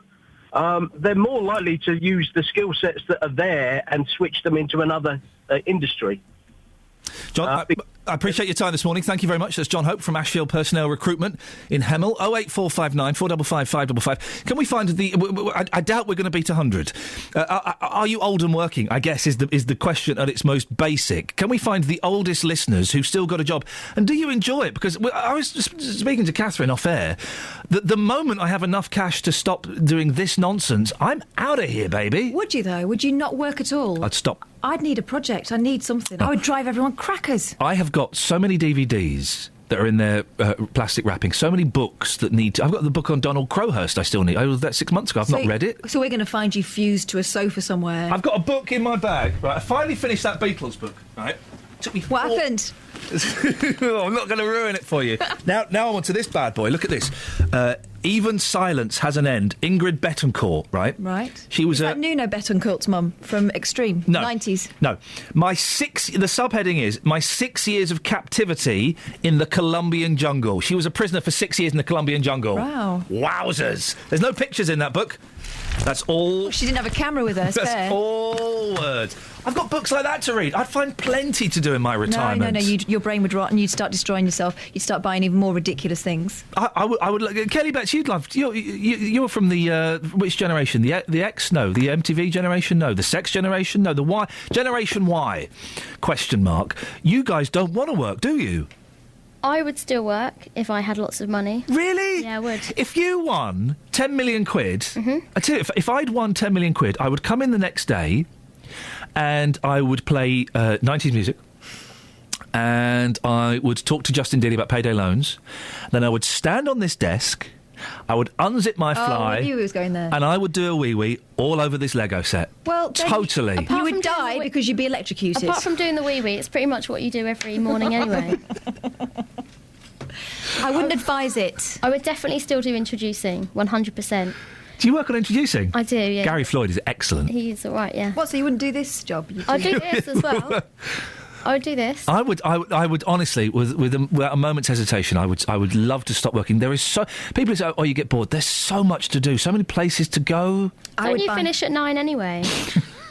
I would buy a children's bookshop, and I would read stories to kids all day, and do the voices, and I'd probably dress up. Oh my God, I would come to that. It would be even good as an adult. I wouldn't need to make any money because I'd just be doing it for fun. I'd be doing it so I could wear the princess dress. We're assuming, by the way, that when we retire, we'll be incredibly wealthy. That's which is as we know, isn't necessarily the realistic. I'm just going to hang out in toy shops. You're the weird old lady. Can we get Cass to do a story section on the show one day? I would love to do that. No, that's not actually going to happen. The microphones are off now. That's never. No. Have you heard the story of Tatty Bogle? No. It's brilliant. Do a voice from it. Oh, music. No, we're not. That's never going. That'll be horrible. Horrible. 08459 455 555. Are you older and still working? We won't beat 100 this morning. But can we get someone in there? Let's start low. Can we get someone in their 70s who's still working? 08 459 455 555. Love, you got it? So we can find someone in their 70s who's still working. I want an old builder. That's just a fantasy of yours, and I've told you that is not going to be Oh, you've reminded me of something. So, I took the boys swimming, OK? It's a leisure pool, so it's not really a swimming pool. Is this the pants and the key story? Because we've heard that one. This is even worse than the pants and the key story. No. It doesn't involve my children's privates this time, right? So there's a section in the leisure... There's another pool at the swimming pool which is for proper swimming, but there's a section in the leisure pool that's kind of roped off for swimming, right? And this old boy comes in, and he's old. He's in his back. He's in his 80s, right? And it took him 15 minutes to walk from the changing rooms round to get to the pool, right? He needed a little bit of help going over a little bridge, right? Aww. He's in his 80s. Good for him, though. He's wearing Speedos that are way too small for him. They're like for 12-year-olds or something. Honestly, I could see his entire backside. You could have parked 3 bikes in there. It was incredible. I'm indicating his shorts came down to there. They came down to there. Thank the Lord, my boys didn't see. They didn't notice that, and none of us saw the front. Where are the fashion police when you need them? Well, I thought that's his favourite part of his body, and he wanted to show it off. I really thought the lifeguards were going to have a word with it. It was completely inappropriate. Leave him. It was completely inappropriate. I don't know whether this is true or not, but I'm going to spread it anyway. Yeah. A guy got banned from our swimming pool. Yeah. For wearing a thong. Oh! I've got no idea how we got onto that, but 08459 455 555 if you'd like to join in. Travel news for beds, cards and bugs. BBC Three Counties Radio. In Cheshunt, the A10 is queuing southbound between Turnford and Waltham Cross. Also in Hitchin, we've got queues heading towards the centre of town on both the A505 and the A602. The A5 southbound are heavy going as you go through Mark Yates, and the A1M southbound really struggling between junction 8 for Hitchin and 7 for Stevenage. Things still looking busy on the M1 between the junction 10 for Luton and 10A for the Kidneywood roundabout. Still congestion too on the London Road as you approach the roundabout. Public transport has no reported problems. I'm Alice Glossop, BBC Three Counties Radio. Alice, thank you very much. OK, dear listener, you don't want to go anywhere. Kelly Betts has just told me a story. With a little bit of work, we can tell most of that story on the air, OK? It's going to take a little bit of cleaning up, but it's definitely, in more ways than one... I'm going to have to polish this one a bit. You don't want to miss this story, OK? We'll hear it after the news with Simon. Across beds, hearts and bugs. This is BBC Three Counties Radio.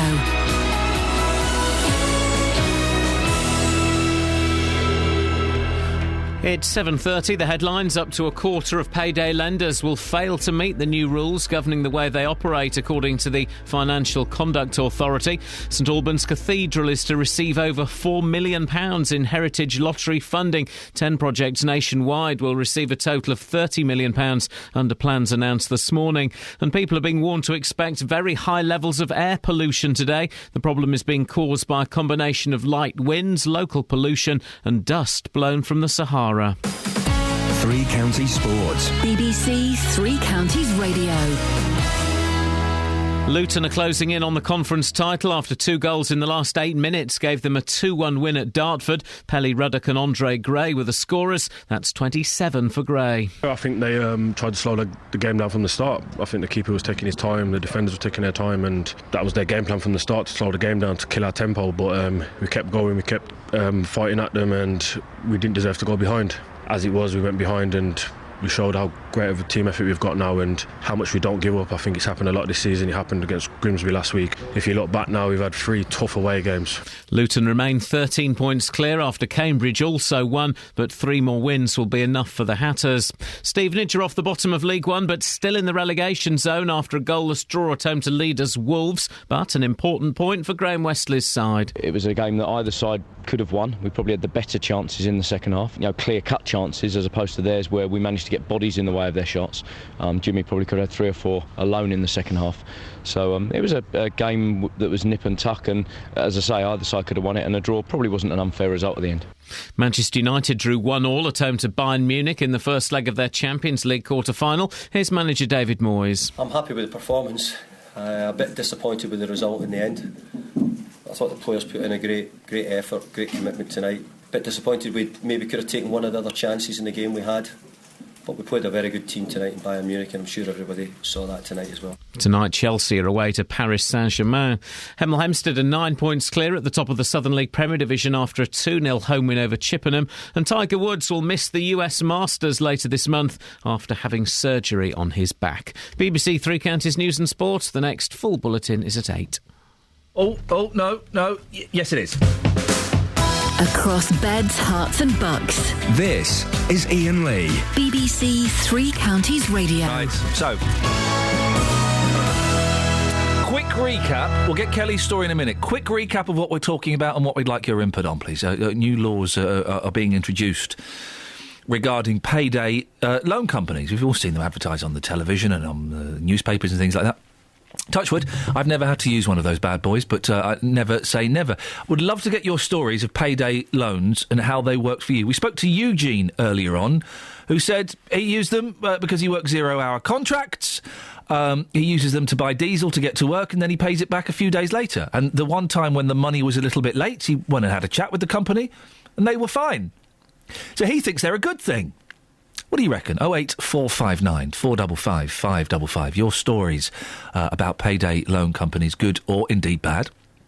We're also talking about older people working. There's a woman who's going to be 100 working in a bar, pulling pints.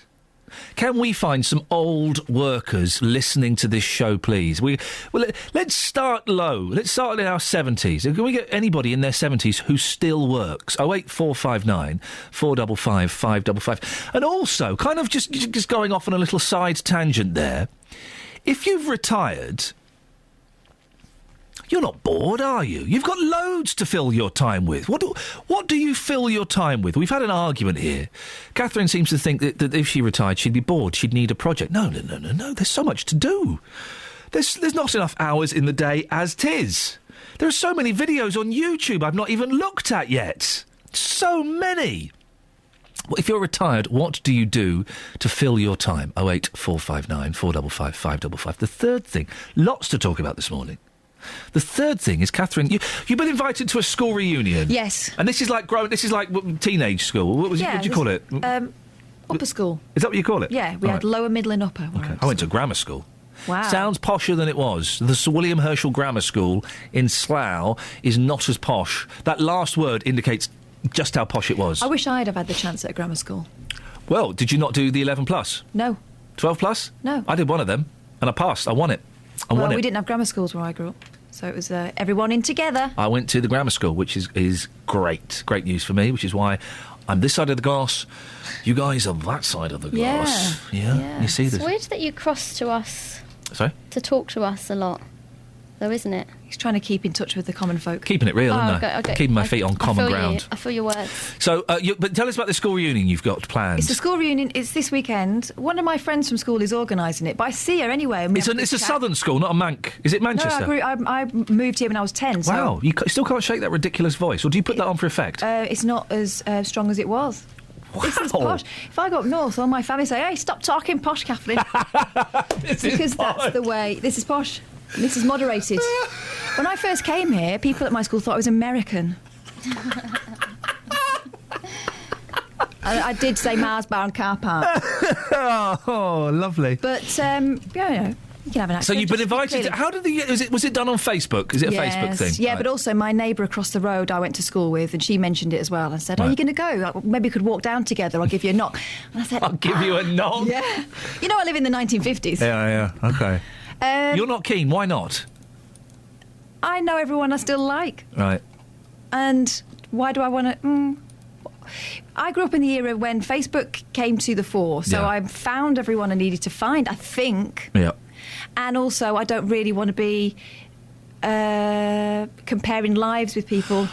I think yours would It's a bit compare no, but I pretty don't like well. the competition that's involved. You know, like sometimes people want to add you on Facebook and they don't want to talk to you. They just want to look at your photos and see if you're married a minger. They want, exactly. I think that Facebook and Friends Reunited and things like that, I think they are Gosh, damaging. remember Friends Reunited? I do. They blew it. They could have ruled the world, but ITV bought them for like 20 million quid, and then ITV introduced a £5 subscription fee, and everyone went, yeah bye, we're off to see Tom at MySpace. But I think these things are dangerous because there is a natural evolution of there used to be a natural evolution of who you would remain friends with, and who there's a reason you're not necessarily friends with people you went to primary school or middle or upper school with. But now, you know, everybody, it's like, it was really nice yesterday when I was in the hospital. And I bumped into Nadine, who I used to go to primary school with. Haven't seen her for 30 years. It was nice. That was a moment. It was nothing more than that. I'm glad we had 5 minutes to have a chat. Never need to speak to her again. If I bump into her, it'll be lovely. But on Facebook, these things are kind of artificially, you know... Yeah, and you get reminders when it's the birthday, so I find you're getting lots of, you know, messages to people you wouldn't speak to. I mean, this is the big test for me. If I walk past them in the street and they don't say hello to me, they are cold on Facebook. Yeah. I think you should go for 2 reasons.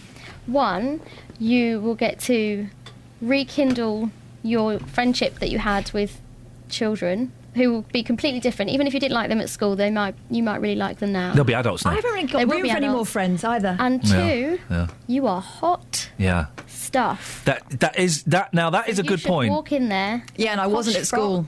Oh, I bet you weren't. No, I've seen the pictures. I read books, did my homework. Yeah. That's how I ended up. Go in now. She makes a good point. Go in now. Go up to your ex-boyfriend and who I see all the time anyway. Oh, okay. Not like that. Right, go up to all the lads that you fancy but didn't fancy you and slay and dress up like Olivia Newton-John at the end of Grease. Yeah. like a prostitute. Yeah. Right, okay, yeah, noted. And then walk up to them and go, tell me about it. Stud. Bow, bow, bow. I'll have an e-cigarette. Yeah. I saw a whole family walking along the street smoking e-cigarettes the other day. I thought, rebels. You look stupid. 08459 455 505. Should Catherine go to the school reunion? If you have any experience of school reunions, then do let us know. Andy, off of Aylesbury, his words, on the text says, I went to a school reunion and all it did was reopen old wounds. Yeah. Never again. Possibly. There's possibly a danger of that. I'm happy now. I've got enough friends. I've got friends I can keep up with. Do I need any more to be disappointed in me? Probably not. Now, before the news, I told a story about I was swimming with the boys in the week, and a gentleman in his 80s walked past wearing Speedos, and they wouldn't have fitted a 12-year-old. You could see literally pretty much all of his bum, basically. You could see pretty much all of it. I didn't even see the front. But Kelly, you. And we're going to tread really carefully. I've got some sound effects lined up so we can censor this story. Brilliant. But you saw... Well, tell it what happened to you. So I used to work in a hospital shop. Good for you. Do you get paid for that, or is it volunteer work? I got paid for it. It's one of my first jobs. Wowzers. And people who would come into the shop were either very old, some of them weren't very well. Yep. Some of them were a mixture of both. Mm-hmm. One man came into the shop with his... shakalaka boom boom hanging out of the slit in his trousers. And I saw all of his... There's no more fanny. Oh, no, wrong one. Shakalaka boom boom. And his... shakalaka boom boom. Was completely staring at me. But the man had no idea that his... shakalaka boom boom. Was out. And I had to just carry on and serve him. Do you want your regular... Do you want the Times? Yes, please. Should I have told him? You should have said, put that ruddy thing away. Should I? And then gone. Oh, I think it's disgusting. That's what you should have done. I've just been on the phone. Did anything happen? No, it's fine. Don't worry. We've all still got jobs. Okay, Luann's on line 1. Lovely. Thank you very much indeed. Oh, did you not? You just stared him straight in the eyes. The eyes. 08459 455 555 is the telephone number if you want to give us a call. Luann is in Flitwick. Morning, Luann. Good morning. Good morning, Luann. What have you got for us? I just want to say to Catherine that she has just got to go to her reunion. Oh. I went hang on. You could have cleared your throat before you came on air, love. Flipping heck. Sorry, what was that? You couldn't hear because you got an ear full of phlegm. That's my parrot. It's not me. What, coughing like an old... Now listen. What on earth is... This is what's going on in the background. It's my parrot. She's laughing at me now. It's not a parrot, that's a man. It's not, it's my parrot. Get her to say something. Disco. probably won't now I'm talking to her. She will. She'll interrupt the conversation because she always do. She's just giving you a kiss. Why do female parrots have a man's voice? Oh, she's mimicking my husband. Does he meow? She does meow. She calls the cat. She says goodbye when you're walking out the room. Oh, dear. Yeah. That's weird, isn't it? She hasn't been to a school reunion. They can't think though, can they? They couldn't. You couldn't engage it in a conversation. It's just like a tape recorder, isn't it? Yeah, but saying that, she knows what time of day it is. Oh. Yeah, it's like if you get up at sort of 6, 7 o'clock, she says, time for a bath. That would freak me out. Or if you walk into the room with a cup of tea, she says, don't spill it. Blimey. Anyway, you've not called in to show off your parrot, have you? No, so I'm going to go out and shut the door because she's making too much noise. She's been very, very noisy. I do apologise. Very noisy. Okay. There you go, she just told me to see me later now. So you think Catherine should go to this school reunion? I do, Why? yeah. I went a few years ago. It was 25 years when we left school, and I have never laughed so much in my life. There was only quite a small group of us, about 15 of us, I think. Yeah. And people brought things that I never even knew were still in circulation, like the old school magazine, clothing that, you know, we wore on school trips, like this silly bobble hats that we all had to be recognised by. Yeah. Pictures. It was just, I've never, honestly, the belly laughs that we had, I hurt by the end of the night. It was amazing. And everybody was really apprehensive because obviously we hadn't seen each other for like 20 odd years. Some of us had seen each other because we still live in the same area. Yeah. You know, I've never moved out of my town. But the people that had moved out, they'd come over from America, from New Zealand, and we were looking at each other and we were like, who are you? Some of them had changed so much that you never knew. But once you were actually sitting there talking to them, you're like, do you know what? I can see it now. I can see it in your eye. And you didn't recognise the people? There were some people there we never recognised. No, they had changed, you know, from like the tubby ones that were kind of long-haired, and they'd all shot up and all thinned out and all become parents. God. It was brilliant. Catherine, is she selling it to you? I'm very tempted. It is, honestly, you will regret it if you don't go. Even if there's only one person you haven't seen that you connect with. If my neighbour knocks on the door, I'll go. Yeah, go on, do it. I'll trust it to fate. Oh, well, do that. But I'll put my face on first, just in case. Just in case. All right, Luann, thank you very much indeed. 08459 455 555. Jez, stay there. I want to talk to you about payday loans in a few minutes. Let's get the travel with Alice first. Travel news for beds, cards and bugs. BBC Three Counties Radio. At the Black Cat roundabout, we've got queues on the A1 from Eton Soken. Also, the Clop Hill roundabout. On the speed sensors, all approaches to the roundabout looking very congested. In Aylesbury, Wendover Road is slow going at the Stoke Road. And also the A1M southbound, very heavy between junction 8 for Hitchin and 7 for Stevenage. On the M25 anti-clockwise, things are slow going between junction 21 for the M1 and 16 for the M40. Public transport has no reported problems. I'm Alice Glossop, BBC Three Counties Radio. Alice, thank you very much.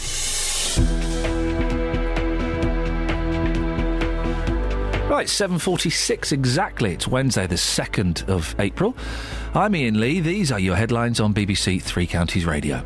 Up to a quarter of payday lenders will fail to meet the new rules governing the way they operate. That's according to the Financial Conduct Authority. St Albans Cathedral is to receive over £4 million in Heritage Lottery funding.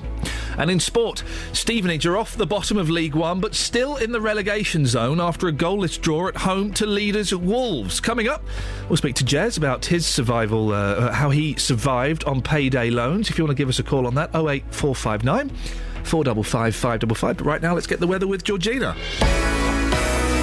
Beds, Herts and Bucks weather. BBC Three Counties Radio.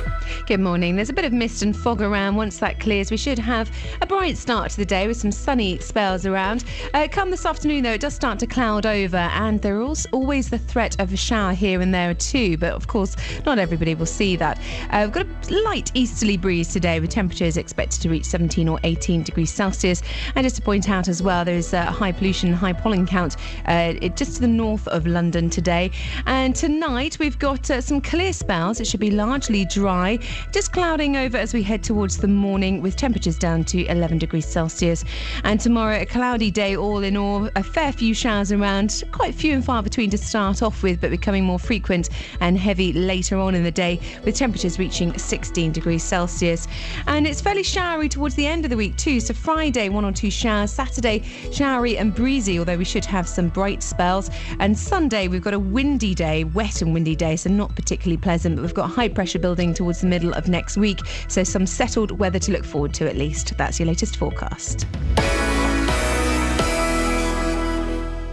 When you need local news. The headlines: 2 jailed for the killing of a teenager in Luton. When you need local travel. Queuing northbound for Welling around Junction 5 up towards Nebworth. When you need local weather. We've got plenty more showers this afternoon, becoming more widespread and quite heavy at times. BBC Three Counties Radio is here with local, up-to-date news and travel bulletins throughout the day. You'll always be up to date. BBC Three Counties Radio. So, tougher rules are coming in regarding payday loan companies. Ever used one? Jez in High Wycombe has. Morning, Jez. Morning. Jez, what happened? Well, basically, I just got into a cycle where I was literally taking one out on a monthly basis, and obviously, what happens is it rolls over to the next month. Whereas you take one out, and then I was always paying them off, but the problem was obviously.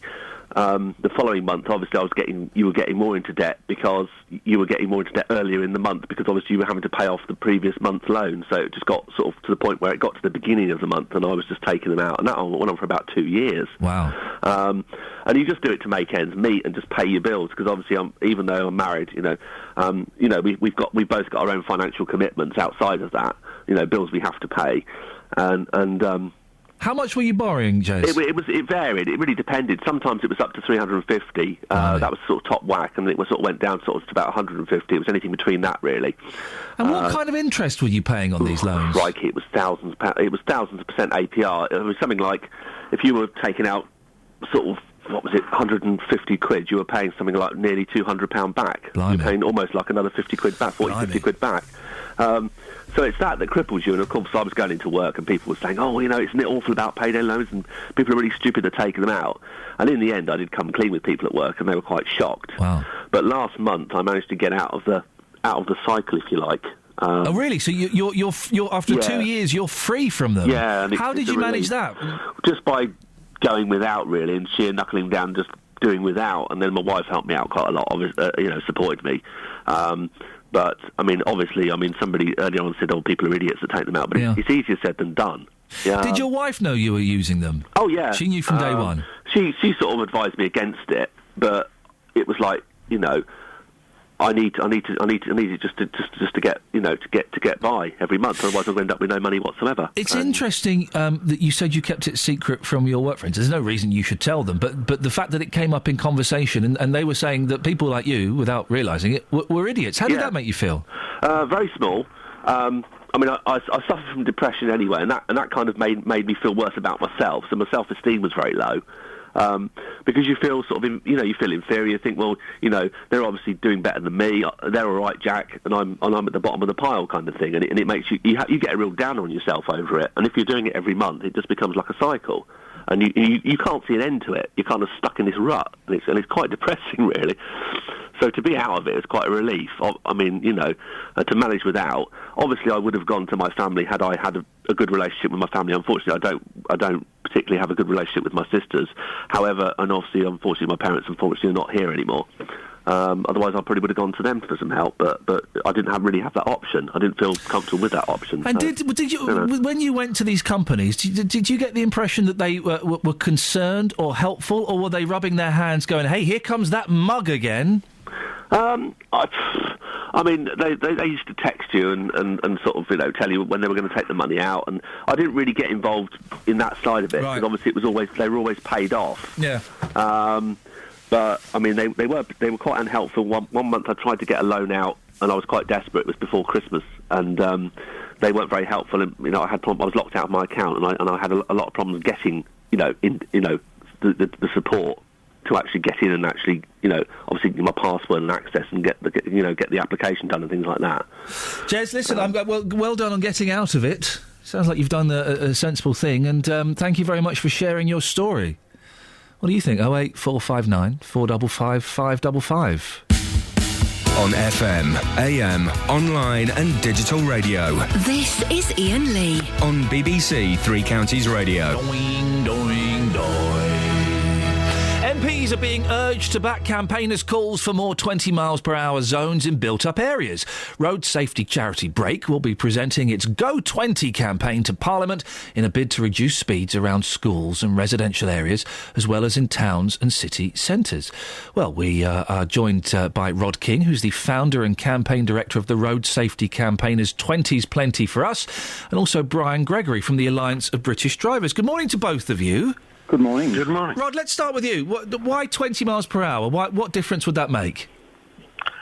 Well, 20 mile an hour is just a more sensible and social speed for vehicles to be driving in places where people live. I mean, these public spaces between buildings, which we call streets, they're very much for people.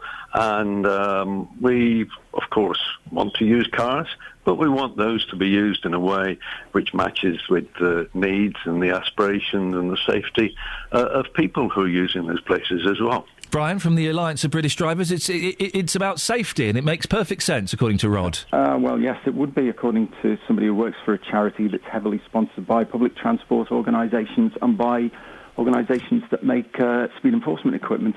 The fact is, it doesn't work. Well. I'm sorry, Mr. Gregory, you're telling complete falsehoods there.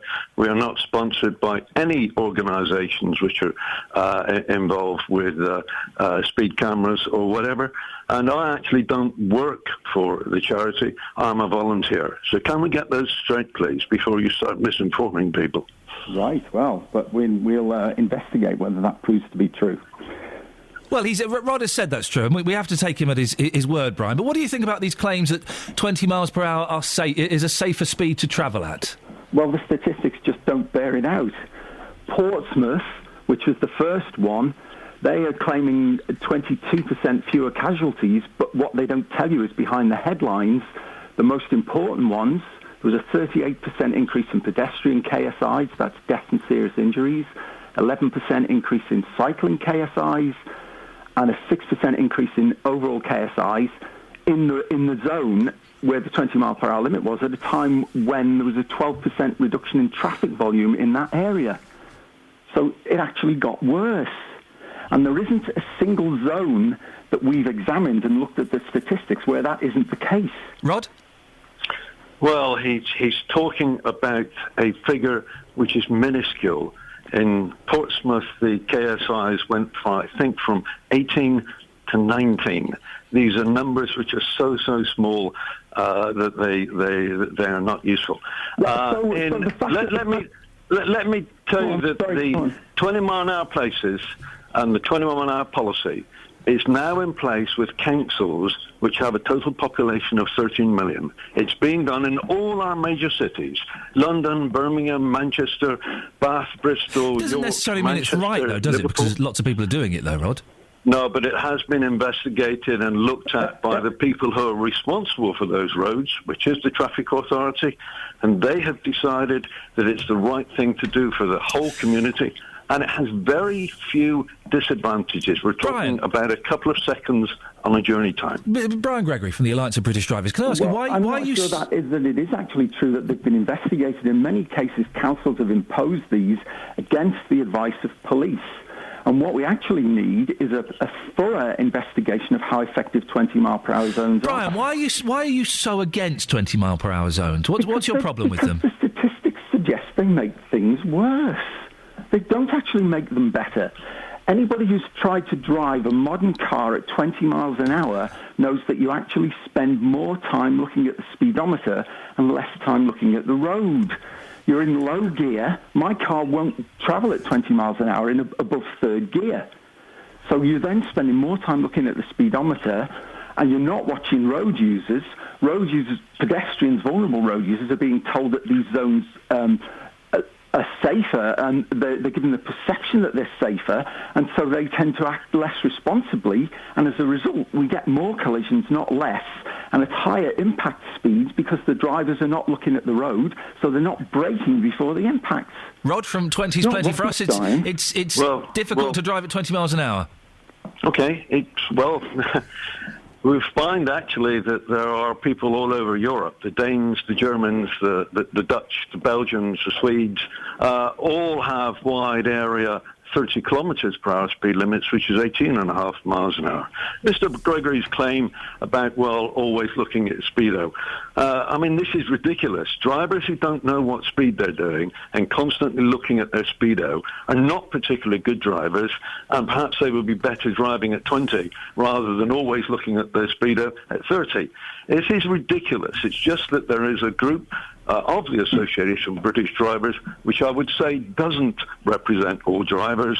They want to maintain speeds as fast as possible, and that's why they are against 20 mile an hour limits, and that's why almost every road safety institution, the government and many non-government organisations all favour 20 mile an hour limit, with exceptions in our urban areas. Gentlemen, we have to end it there. I appreciate both of you coming on. Thank you very much indeed. The last voice you heard there was Rod King, founder and campaign director of the road safety campaign group 20's Plenty for Us. And the other gentleman was Brian Gregory from the Alliance of British Drivers. Over to you. 08459 455 555. Would you like to see the speed limits in built-up areas reduced to 20 miles per hour? Or would it be, as Mr. Gregory says, more dangerous? 08459 455 555. Travel news for beds, cards and bugs. BBC Three Counties Radio. In Hitchin, both the A505 and A602 are queuing as you approach the centre of town. The A1M southbound also really struggling between junction 8 for Hitchin and 7 for Stevenage. On the M1, things are still slow between the junction 10 Luton Spur Road and 10A for the Kidneywood roundabout. Also still got queues on the sensors on the London Road as you join the roundabout. The M25 anti-clockwise, slow between junction 21 for the M1 and 16 for the M40. Public transport has no reported problems. I'm Alice Glossop, BBC Three Counties Radio. I was about to say to my team, because Catherine's just left the studio, she better be putting the kettle on. And then I realised my microphone was open. I'm so sorry, Alice. Thank you very much. How rude. Local and vocal across beds, hearts and bucks. This is BBC Three Counties Radio.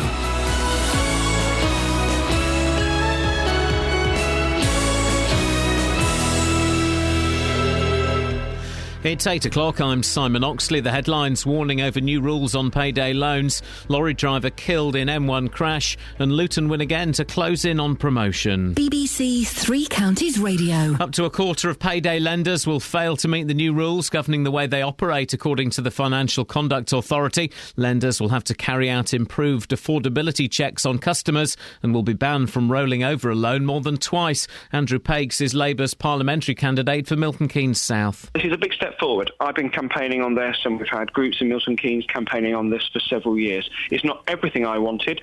I would still like to see a cap on the interest rate, so people can take out payday loans if they want to, but we end some of the bonkers, sky-high interest rates we see. Police have confirmed that a lorry driver died in yesterday's crash on the slip road from the M1 to the M25 in Hertfordshire. The 54-year-old man was trapped in his lorry after it overturned on the slip road to the M25 clockwise at junction 6A at around midday. The slip road was closed for several hours. Police are appealing for witnesses.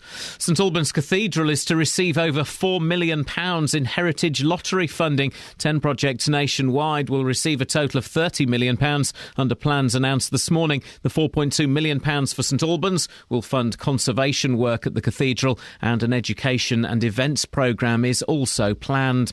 People are being warned to expect very high levels of air pollution today. The problem is being caused by a combination of light winds, local pollution and dust blown from the Sahara. More from Roger Harrabin. Several times a year, strong winds across the Sahara lift fine dust so high that it gets trapped in moisture in clouds. It's transported thousands of miles, providing vital minerals to fertilise the Atlantic Ocean and even the Amazon rainforest. But in the UK, it's combining now with local air pollution to irritate people's lungs. The elderly and anyone with heart disease or lung disease should take the health warnings seriously. The charity's calling on the government to introduce a 20-mile-an-hour speed limit in all urban areas instead of 30. Brake is taking its campaign to Parliament today. In a survey, the charity found that 80% of people think 20 miles per hour speed limit should be the norm around schools, in residential streets and in village, town and city centres. In sport, Luton are closing in on the conference title after 2 late goals gave them a 2-1 victory at Dartford, with the winner from leading scorer Andre Gray. I managed to get a good header on it and it's gone in, so happened at a perfect time as well, and we've got the resilience now to hold out games and just see them out, and we just got to do it for 3 more games now and we'll get over the line. Stevenage are off the bottom of League One but still in the relegation zone after a goalless draw at home to leaders Wolves, and Manchester United drew 1-1 at home to Bayern Munich in the first leg of their Champions League quarter-final. The weather, early mist will lift through the morning, followed by sunny spells but with a chance of thundery showers, a maximum temperature 18 degrees Celsius, and you can get the latest news and sport online at bbc.co.uk/3 counties. BBC Three Counties Radio's big tour of beds, hearts and bucks. I've been here about 45, 46 years. Been here 76 years. It's all about where you live. And all this week we're featuring Shefford and Chicksands. I love it. I live in Clifton, but I wish I lived in Shefford. It's a very good neighbourhood here. We've got good neighbours, good friends, and it's a good community to live in. The big tour of beds, hearts and bucks. BBC Three Counties Radio. Morning, this is Iain Lee, BBC Three Counties Radio. If you've just tuned in, where have you been? You've missed 90s morning. Well, 90s morning is becoming 90s week. Tomorrow from 6 we're celebrating the women of the 90s. I say the 90s, I mean the kind of sort of British indie 90s. I don't mean Celine Dion. Yep, short haircuts. Yes. Guitars. Short, haircutted women with guitars from Britain. That's what we're celebrating tomorrow. Wearing German trainers. Yeah, why not? Why not? But this morning, what else are we talking about? Well, payday loans. Ever used a payday loan company? The rules are getting tighter, could force some of them out of business. Some people going, hurrah! Other people shaking their head going, oh my goodness, what am I going to do? I'd love to get your stories about payday loans. We've had one good, one bad so far. 08459 455 555. There's a campaign, lots of campaigns, there's a campaign to get the roads, all the roads and built-up areas at 20 miles per hour. Just before the news with Simon at 8, we heard both sides of the argument. What do you think? Should we lower the speed limit in built-up areas? And Catherine Boyle's been invited to a school reunion this weekend. She don't wanna go. Well, I wouldn't have wanted to go to one a couple of years ago. If one were arranged now, I would be up for it, I think. Ever been to one? What was it like? Did you come away feeling like the king or indeed the queen of the world, saying, aha, I showed them? Or did you revert to being the 14-year-old who would go crying in the toilets at lunchtime? Facebook.com/BBC3CR. You can send me a text, 81333. Start your text 3CR. And you can give me a call, 08459 455 555. Across beds, hearts and bucks. This is BBC Three Counties Radio. Here we go. Lots of texts here. Let me rattle through some of these texts, then we'll get to Pat, and then we'll speak to Justin. Talking about 20 miles per hour. You only have to observe the skid marks before speed cameras. Oh, and during long dry spells, the ones on motorways to realise what irresponsible rubbish drivers many are in the UK, says David. Iain, just listening to the show as usual. Heard you mention about golf. I'd like to offer you a free golf lesson. I'm the head pro at the Millbrook Golf Club near the Junction 13 of the M1. Why not come over and see what it's all about? Get in touch, Andrew. Oh, and he gives his number. I'm up for a little bit of that. I bet I would kick your sweet patootie at golf. Andrew, can I bring my friend Catherine Boyle, please? If that's a yes, then we'll come along. It's got to be a Thursday. Why can you only do things on Thursdays? Because that's my day off motherhood. See, Thursdays I'm quite busy. Well, if you want to go, Well, I want to go. time. I want to go, but I don't necessarily want to go. Which you? Okay, the alternative is we take my 2-year-old and she whoops your sweet potato. All right, okay. So then, maybe no Boyles will be invited. School reunions, here we go. I've got a school reunion in September. I'm in two minds whether to go or not. I know all the old cliques. It's cliques, but okay. We know what you mean. We'll get back together and everyone will be boasting about how great their lives are whilst looking down at others. I don't want that rubbish in my life, thanks. That's kind of one of the things you're worried about. That's a little bit. the still small voice at the back of my head. Phil says, like Catherine, I moved down south when I was at primary school. As part of my introduction... Oh, no! As part of my introduction, I had to stand at the front of the class and talk so they could hear my weird accent. Who do I sue for damages? Well, when you find out, give me a shout. That's awful. And we're talking about older people working as well. Anna says, my dad is 72. He still works full-time. He's an electrician by trade, but also a qualified carpenter and works at both of these. He's as fit as a fiddle. Good for him. 08459 455 555 is the phone number. On the subject of 20-mile-per-hour speed limits, it's Pat in Houghton Regis. Morning, Pat. Good morning. Pat, what do you reckon? Should we built up areas? Let's reduce them all to 20 miles per hour and save lives. No, I reckon we should pedestrianise all roads in, built-up areas. That's a tongue-in-cheek remark, actually. OK. It's very ridiculous. Droll. Why? Yeah, no, sorry about that. Well, it's just a ridiculous speed. It's like the chap said, you do look at your speedometer more than you do the road because you have to. It's a very hard speed to control rather than 30, and cars are built efficiently and effectively to brake even at 30 miles an hour, even at 40, it doesn't matter, but 30 is a reasonable speed in built-up areas. Brian Gregory from the Alliance of British Drivers said that 20 miles per hour is too difficult to drive in. We've had him on before, and he's always great value, and he always comes back, which is so good for him. But I've put this to the test. 20 miles per hour is not difficult to drive at, Pat. Come on, it's easy. No, it's not. It is quite difficult, especially when you're teaching people at 20. It's quite a difficult thing to do because they're actually looking at their speedometer more than you are teaching them. No, you learn the feel of it. You learn the sound of it. Do you know what 20 miles an hour is? You can have the feel of it, but you've got to remember that you've got probably 2 miles an hour just after 20 just to... stop you getting a speed camera at you, and this is what happens. People are more conscious of actually speeding nowadays, and they should be as well.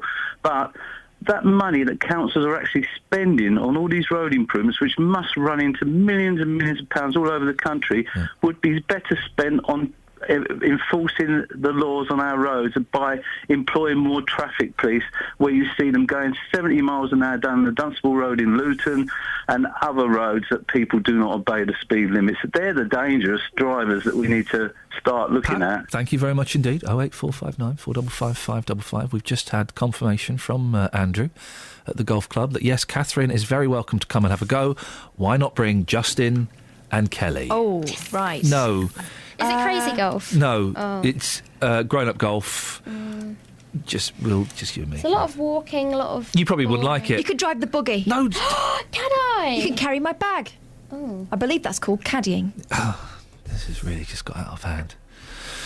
Now, it's thought that tough new rules from financial watchdogs could force a quarter of payday companies to stop offering short-term high-interest loans. The FCA now has the power to impose unlimited fines and order firms to issue refunds. Well, Justin Dealey has been out and about speaking to people about payday loans, haven't you, Justin? What's the general opinion been? Well, the general opinion is not very good when it comes to payday loans. Just being honest, all these people coming up, they haven't used payday loans themselves. However, their friends have, and here's what's happened to them. Well, the interest is like double what they've taken out and they haven't been able to pay it back. Now, somebody I spoke to earlier on got into problems because they borrowed £100, as little as £100. Again, similar story with your friends? Yes, definitely, just £100, even maybe 150, but it's double. It's double they have to pay back. Why did they take it out in the first place if they knew they couldn't pay it back?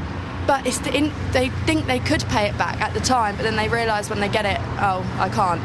They probably think at the time, they're going out for a party, they're all happy, want to borrow £100 to go out with their friends, and then it comes to the end of the month and it's not great. So this is what your friends are doing, they're borrowing money to go out onto the town? Yeah.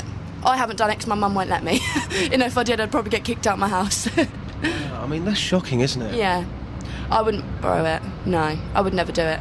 Jack, you haven't taken out a payday loan, but again, you know people that have. What's happened to them? ended up in £2,000 worth of debt within a couple of months, just not paying it. So how much did they borrow? A couple £100, built up, missing payments. And how did your friend get out of this mess? Had to get a loan off his granddad, paying that back to his granddad every week. Which he should have done in the first place. Yeah. Very similar to a story earlier on this morning. And what did they need the money for? Can you remember? Was it simply going out? Buying a motorbike to get to work, and that broke. He couldn't afford to fix it, so he sold it, so he lost all his money. I mean, do you think the day will ever come where you might need a payday loan? Nah, I'll avoid that. Well, I'm joined now by the Bishop of Bedford, the Right Reverend Richard Atkinson. Good morning. Good morning. How do I refer to you? Bishop, the Right Reverend? What's the correct...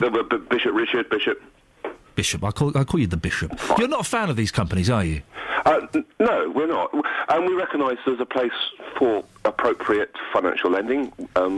Somebody who needs a loan to buy a motorbike for work, that's something which needs to happen, but not in a way that, up until actually a couple of days ago, has been really very unregulated and with an incredible increase in the number of people who've taken out loans and have got into trouble. There is a need for these, and I guess if these companies are used properly as actual payday loan companies, you're a bit short on Wednesday, but you know you're going to get paid on Friday, they can be very helpful, can't they? They play a role, and for some people that may be right. I still think we could move towards a much better culture of sort of saving, planning, and using other financial facilities at lower rates of interest. Many payday loan companies are lending at rates of over 4,000%. Yeah. Those are huge rates. It's not feasible, is it, for everybody to save? Some people are, literally living day to day. What would you suggest they do? Well, of course, there are people in our society who are in desperate need at the moment where money just stopped. I think that's, in a sense, is almost a bigger problem, and that's how we respond to the needs of those in greatest need, because a payday loan won't help there either, it'll just make the problem worse. So we've got to look at other options. Credit unions are not an immediate response, because you have to put money in and take out, but that's, I think, what I mean by a change of culture and trying to prepare. For some people, it's very difficult. There are some people listening, Bishop, and I feel I have to put this point, who might say, well, it's all very easy for a bishop to talk about this, who works for one of the richest organisations in the world. He's out of touch with what's really going on. What would you say to those detractors? I'm in a fortunate position to have a modest income, but I would say that, I'm in touch. On Friday night, there was a meeting in Bedford hosted by one of our churches with those organisations that are involved in providing advice to those in debt. I listened, as did others, to appalling stories of people who have been debt has got out of control, who've been the victims of bad practice by payday loans. We also heard, of course, how the Financial Conduct Authority are now bringing in new regulations, how we're on a path to a much better regulation in this field. So, like others, I hear how desperate these are. In Bedfordshire, the number of people taking out payday loans in 2012-13 went up by 675%. That sounds like something that is out of control. Bishop, I really appreciate your time and your thoughts on that this morning. Bishop of Bedford, the Right Reverend Richard Atkinson. What would you think about what's being said there? Again, I can only get this to work in my head if I hear your stories of why and when you used payday loan companies. It's easy for me to say, oh, they're a rip-off. 4,000% interest. Oh, we should close them all. But I have, by the grace of God, not been in that position where I've needed to borrow 150 quid, 300 quid. Have you? 08459 455 555. Travel news for beds, cards and bugs. BBC Three Counties Radio. Between Houghton Regis and Dunstable, the A5 is struggling in both directions. Also on the sensors in High Wycombe, there are queues on the A404 with the normal morning delays approaching the Handy Cross roundabout. In Stevenage, Hitchin Road is heavy in both directions around Ingleside Drive while the roadworks go on. And also the M1 slow going between junction 10 for the Luton Spur Road and the 10A junction for the Kidney Wood roundabout. The M25 anti-clockwise, struggling between junction 21 for the M1 and 16 for the M40. Public transport has no reported problems. I'm Alice Glossop, BBC Three Counties Radio. And just to let you know, Alice, she wasn't putting the kettle on when she went off 15 minutes ago. Nightmare. Yeah, terrible. She was going for a wee. 8:17. It's Wednesday, the 2nd... Sorry? No, I just saw what you said. 8:17, it's Wednesday, the 2nd of April. I'm Iain Lee. These are your headlines on BBC Three Counties Radio. Up to a quarter of payday lenders will fail to meet the new rules governing the way they operate. That's according to the Financial Conduct Authority. Police have confirmed that a lorry driver died in yesterday's crash on the slip road from the M1 to the M25 in Hertfordshire. And in sport, Stevenage are off the bottom of League One, but still in the relegation zone after a goalless draw at home to leaders Wolves. BBC Three Counties Radio, just to let JVS know, it's your 36-second call, Mr. Jonathan Vernon-Smith, your 36-second call. BBC Three Counties Radio.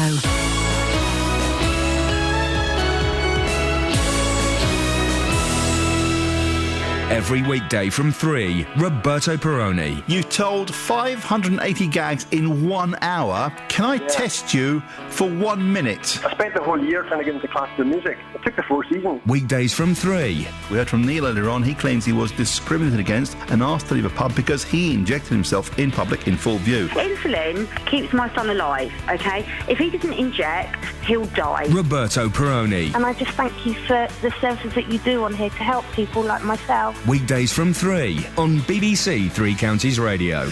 I've just highlighted to Jonathan Vernon-Smith. He made it. He was outside. He was being polite, so I apologise for... it's all right. You thought I was late. I was just waiting. I didn't want to interrupt your lovely flow. And I appreciate that. I do like a good flow. I've just highlighted. I've got a stain on this jumper. This jumper's going to go in the bin. You may see me wearing this... In the bin? It's got a stain on it. It won't come. You could try washing it. It's just come out of the wash and it's still stained. Well, you're not using the right product. You may see this jumper again tomorrow. Do you want me to bring a little sachet of my Mr. Muscular? Mr. what? Mr. Muscular. In Argentina, they sell like a Mr. Muscle special stain-removing powder. Beautiful. You can't get it here. I'd love some Mr. Muscular. Do you want some Mr. Muscular? Well, I have a suspicion that this is from the rear end of a child. Oh, my God, I'm not sure whether I want... Have a sniff. I'm not smelling your jumper, and I'm not sure whether I even want to lend you my Mr. Muscular for your jumper. You say lend? What? It's not a give. Well, you're not having the whole tub. You can have a tiny little bit. That's a little bit weird. Why? I'm not giving you the whole tub. I had to bring it all the way from Argentina. I mean, OK, I'll take 15 pesos. Do they still have pesos in Argentina? Yeah. I suppose they do, don't they? I'll yes, OK. Do I have to give back what I don't use, or are you going to give me the exact measurement I need? I'll give you the exact measurement you need. You think he's joking? No, I'm not joking. He's not at all. all. I'm not joking. Gosh. No, I'll give you just a tiny bit. You can't get it here. Mr. Muscular. Oh, wow. That's cold, isn't it, Catherine? Isn't that cold? Don't come between a Jonathan and his Mr. Muscular. OK, fair enough. Okay. They don't say it. You can buy Mr. Muscle here, but they don't sell this powder. OK, all right. Mr. Fine. Muscular. Thank you very much indeed. What's on your show this morning, Jonathan? Coming up on the big phone-in at 9, is it reasonable to limit drivers to 20 miles per hour in towns? I've been very interested in this story this morning. Road safety charity Break want to limit drivers to 20 miles an hour around schools, residential areas, towns and city centres. This morning they'll present their Go 20 manifesto to Parliament in the hope MPs will back their campaign. Well, right here in the Three Counties, at a council meeting last week in Milton Keynes, Green Party MEP Keith Taylor proposed a 20-mile-an-hour zone for all residential areas in the new city. And, of course, don't forget, last year, Hertfordshire County Council, they were talking about making every single town in Hertfordshire a 20-mile-an-hour zone. Yeah. But I want your view on this from 9. Is it reasonable to limit drivers to 20 miles per hour in towns? Do you think 20 is perfectly fast enough? People don't need to go any faster than that, and anybody that does is a dangerous little speeder. 08459 455 555. Your views on the big phone in from 9. I've got some angry texts about this. I'll read in a second. Not much support for the 20 miles per hour, which I'm surprised by. I thought there would be more. I don't know if you've been listening. I mentioned earlier that I drove past a golf course yesterday, and for the first time in my life, I went, Oh, do you know what? I could quite fancy that. Well, a gentleman called Andrew has got in touch and invited myself and Catherine for a golf lesson, which is great fun. Then he kind of, he's invited Kelly and what's his name, Justin. Well, he's just invited you. I don't want to leave JVS out of the golf lesson, so he can come too. No, thank you. Oh. It's boring. Sorry? My father's a golfer. Yeah. Well, when I was younger, I used to caddy for him. It's boring. Caddying is boring. And I've always thought the golf was boring, but I think it's because I've turned 40. Maybe you're a little bit... I think turning 40 just kind of clicked. You were going to say a little bit young then, weren't you? Then you suddenly remembered. I held back, I held back. Maybe you're actually a very old man. No, it's boring. It's boring, isn't it? So that's a no, then? I'll meet you in the bar. Well, to be honest, I'm kind of glad it was a no. But that's a shame. You're undoing your good work from yesterday where you said we'd bonded. Yes, I'm trying to. I felt that I embarrassed myself by exposing myself to you yesterday, not in the same way that Kelly's gentleman did in her story about working in a hospital. But so I'm just kind of retracting a little bit. Well, I'll bring in my Mr. Muscolo anyway for you. You're very kind. Across beds, hearts and bucks. This is Iain Lee. BBC Three Counties Radio.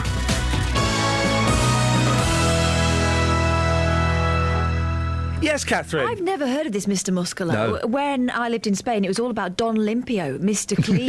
Don Limpio, Mr. Limp. Mr. Limp. No, Limpio means clean. So... I'm just kind of... you said it out loud to him again. I've told you so many times you need to keep those feelings hidden. Yeah, I know. Well, bury them deep. That's bad news. Do you know what? Who fancies a Prisoners after the show today? Yeah? Oh, no, I ate my 10 a day yesterday and I'm feeling clean, within and without. Come and dirty yourself with some Prisoners. You can have an apple. They sell apples, remember? You know you can't have an apple if you go in there. Rose is doing work experience. I am. It is yes. Rose, isn't it? For a second I said your name, I thought, oh, for goodness, I've got the wrong name. This is Rose. And then I would have had to talk my way out of it, but now I've embarrassed myself even further. We go for a fry-up at Prisoners after the show, and the tradition is that the workie buys it for everyone, so... That's a lovely tradition. Hope you're cool with that. Thanks, Rose. Yeah, thanks, Rose. Yeah, totally sucked in. Nice one. That's what I like. Now, there's a sense of pride in reaching 100 years old, but for Buckinghamshire resident Dolly Saville, it's going to be just another day at work. She's been working behind the bar of the Red Lion in Wendover for more than 70 years and still has 3 shifts a week there. Not only that, she's due to celebrate her 100th birthday at the pub later on this month. Dolly's been talking to our reporter, Ben Nye. Captain Fode, he was my first boss, and he said, I think now, Dolly, you could start to serve. So I said, oh, no. I said I should give him the wrong change, because I was a dancer at school. And he said, no, you'll be all right. I said, no, I don't think so, thank you. He said, oh, well, we will see. Anyway, I started to serve, and I quite enjoyed it. Working has kept you young in a way, because you're able to still keep active. Oh, gosh, yes. Yes, I say I meet lovely people that come in here and have a laugh with them. In terms of your family and stuff, do they worry about you? If they tried to get you to put your feet up, would you tell them? I wouldn't listen to them, and they know I wouldn't, you see. Is working that important to you then? Oh, yeah. This is my second home. Well, we can talk now to Peter Ballantyne, who chairs Milton Keynes Bus Users Group and is a hospital governor of Milton Keynes Hospital, and previously been a spokesperson for the Milton Keynes Pensioners Association and for the regional branch of the National Pensioners Convention. Oh, blimey, Peter, that's a long title. Yes, it is. Is it easy to get work as you get older, do you think, Peter? Well, I reached 60 and I found myself in the middle of what I call corporate downsizing. And, of course, at the time, which was 10 years ago, it was the best thing to do, they thought, was to get rid of all of the experience. I never quite understood that philosophy. Was it because younger people were cheaper or more enthusiastic? Because surely you want knowledge and experience in workplaces. I would totally agree, and I remember reading in the newspaper around the time that the new boss of HSBC Bank had walked into his head office in London, and there wasn't one grey hair, as he described it, and decided that his policy would change. So at the time, it gave me a lot of hope. What I found was, at the time, that I was overqualified because of all the experience, and you were up against the younger generation. It wasn't a feeling of disappointments, but what I did as a person was put myself into, as you just said, the long title, put myself into a whole series of committees to use the experience. I just didn't want to lose the energy and the experience that I'd gained all through my life. So the things you're doing at the moment, Peter, am I correct? They're all voluntary roles. All voluntary roles, which is fantastic. And I've volunteered in the past and will do again in the future. But does not part of you think you've been, I can't think, what's the right word, undersold, betrayed, let down? Because you have skills that could and should be earning you a living. I totally agree with you. I mean, I do get days when I feel like that, but then the other side of me comes out, which is to help other people. And I feel as if I'm earning my pension. I kind of get a balanced view in my own brain, if you know what I mean. I don't feel as if I'm being let down nowadays because I'm into my 70s. But I do look around me, and where I live, there is a number of people in bungalows who are all in the same age group, and most of them are struggling and would like to find some kind of work, but find it very difficult. Do you not think, Peter, that you'd just like to just pack it all in and read loads of books and watch loads of films and go all around the world? Do you never feel that? Well, we've done the world trip and we've done the reading of books, and I've done what I find gratifying is actually giving some of my experience over to other people and helping them out. So, one example of that is my son, who's made his way up in the same business that I was in, and he actually consults me. So it makes me feel as if I have some uses still left.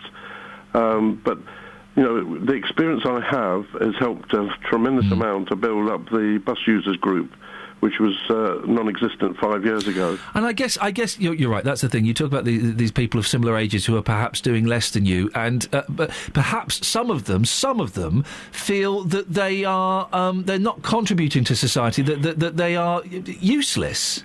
I don't think people feel useless. They just feel slightly exasperated that they would like to contribute more to society, and what they find is that they get the door sort of not slammed, but certainly closed very slowly against them. Gently shut in their face, yes. Peter, well, listen, you're an inspiration to lots of people, and I appreciate your time this morning. Thank you very much. Thanks very much. There we go, it's Peter Ballantyne. I won't read his full list of his CV again. It's too long. It's far too long. Let's just say he's a very, very busy gentleman. 08459 455 555. Travel news for beds, cards and bugs. BBC Three Counties Radio. In Milton Keynes, things looking heavy between the Kingston roundabout and the Brinklow roundabout in both directions. Also on the speed sensors, the A6 southbound is queuing at the Clop Hill roundabout. On the A6 further south in Luton, things are very slow towards the centre of town from the Stockingstone Road. And the M1 still struggling between junction 10 for the Luton Spur Road and 10A for the Kidney Wood roundabout. On the M25 anti-clockwise, we've got delays between junction 18 for Chorleywood and 16 for the M40. Public transport has no reported problems. I'm Alice Glossop, BBC Three Counties Radio. Across beds, hearts and bugs. This is BBC Three Counties Radio.